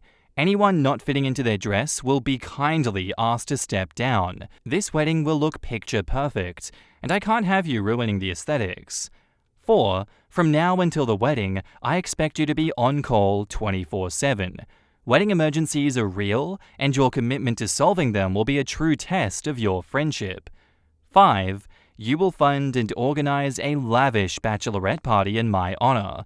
Think exotic destination, luxury accommodations, and Instagram-worthy moments. 6. You will have fun, not just for your sake, but for me as well. Upon reading this, I just burst out laughing. Screenshot, click. I think I might be able to convince Harry not to marry Jessica after all. I'm just deciding now if I should play it cool and act like the rules are normal, but bring it up with Harry, or maybe show my mother because I know that it would make her flip and almost certainly forgive me for sighing when Harry told us about the engagement. In the comments, Caspian4136 says, not the asshole. An investment? In what exactly? And what's the return on that investment, lol? The return on the investment is the very grand honor of being in her bridesmaid party. It's very selective, don't you know? Okay, if you want to play dirty, don't go to your mother and like, aha, see, I told you. Go to her crying and worried. $1,000 for clothes and accessories? Where are you going to come up with that kind of money? And why should you lose all of that money for a party? Remember, if you ask your parents to help pay for things, that's at least $1,000 out of their own pockets. OP says, that's actually a really good idea. Ask her to lend me some money. She'll ask why, and I'll tell her. And don't forget additional money for her lavish bachelorette party. My dear Reddit friend, this reads like a bad rom-com where Julia Roberts tries to break up Cameron Diaz and Dylan McDermott. I respectfully submit that you should go back to your brother and take him up on being a groomsmaid. Even Julia had trouble being an undercover villain. I think that you should talk to your brother, take the other position, and tell him that you love him and support him no matter what. He's a big boy. This is definitely a mistake, but it's his life, his mistake to make, and no matter what you decide, I wish you joy and happiness, and your family too. I agree. Go the low-maintenance route. I don't think his mind will change that easily anyhow. And now, onto update 2. Thanks for all the advice and support from my whole situation with my brother getting engaged to an incredibly annoying former bully who has been manipulating him. I'm posting an update since a lot of people asked. I'm gonna have to be a bit of a disappointment though. After my last post, a lot of people were suggesting that I should be tricky and go to my mother and ask to borrow money and make the appropriate investment for being in Jessica's bridal party. I thought about that, but realized that it would be a little bit too over the top. So instead, I just sent her a screenshot of Jessica's rules and a couple of other insane things that she posted in the group chat to Harry and asked for his advice, telling him, I know I said that I wanted to join the bridal party to get to know Jessica better, but I'm worried it might not actually be good for me. Do you think I could bail and join your party instead? He called me instead of texting back and definitely sounded pretty surprised by what I showed him. I'm certain that the side of Jessica shown in those rules and other messages, including a new one saying that if your BMI is over 22, you are out of the wedding, in the group chat, is not the side of herself that she showed to him. We had a good hour or so of conversation about what things were like between the two of them, and I learned a lot about where he was coming from. From what he told me, it sounds like getting married was really Jessica's idea. She had been going through some tough times lately, and apparently has struggled with depression in recent years. She's always wanted this perfect wedding and perfect married life, and she told him that it would make her feel better and fix all of her issues if he proposed. So Harry, being the good person that he is, did it. He took pity on her even though he didn't really feel ready yet. He says he doesn't regret it though. She has been so much happier since the proposal, he said, and he's no longer worried about her running away or harming herself or worse. That said, he said he was still shocked by what she posted to her girls and said he didn't know what to do next. I told him I'm worried about him and his future if he stays with Jessica and goes through with the marriage. He thanked me and then hung up. He still sounded pretty shaken. The next day, he asked me to call him, so I do that. He explains to me that everything was okay, and he talked to Jessica about the whole situation. She told him that it was just a joke, and the kind of thing that her friends are used to sending in their messages. Apparently, she apologized and said that it was her fault for not making sure that I was on her level. Harry's words trying to quote Jessica for what it's worth. I'm pretty skeptical of that though. She seemed serious to me. She also seemed serious when she messaged me privately, "You are on thin ice." She also sent another message in the main group chat saying, "This is all of y'all's reminder that I need your full support, and any undermining of my wedding will have serious consequences." So that's where things stand. I told Harry that I don't really believe that it was a joke, and I believe that Jessica is trying to control him just like she's trying to control her bridesmaids. He just said that he's in a difficult situation, she is stressed out, and he trusts her. So that's where things stand. Apparently, I'm still in the darn bridal party. Dress stuff is happening in the next week or two, and I really thought Harry would get to his senses, but apparently not yet. Now I need to decide what the heck to do next. In the comments, AmazingMain9963 says, "Lovesick fools tend to be blind, and I guess he's one of them." And OP says, "I guess so, though I think he might also feel a little trapped, but that could just also be something that he said for my benefit." I think it's important that you talk to him again. Show him the thin ice message, the bridal chat, tell him you think that she's a horrible person, but you love him and you'll be there for him no matter what, just in case she's as bad as I think she is, and starts to cut your family off and isolate him. And OP replies, "You're probably right." Hello children, and welcome to Mr. Robinson's Neighborhood. Today, we have a new special word for you. It's gaslighting. I know it's a long word, but let's all try to say it together. Do you think we could try that? Holy crap! Document, document, document.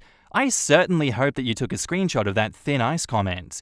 This is absolutely going to be a dumpster fire of a wedding, and you are going to catch a lot of blame when you don't subscribe to the drama that she's going to create. From where I sit, since drama is inevitable, I'd seriously be considering dropping out entirely and going as a guest only to get the drama out of the way now instead of later and closer to the actual fiasco of a wedding that she is planning. If you don't, I would expect a full court press to separate you and your brother through lies and manipulation. OP says, "I guess maybe, but I'm worried that the wedding is more likely to actually happen if I stay out of things, and for Harry's sake, I really don't want it to get to that. Though I am maybe taking some personal risks by inserting myself into all of this."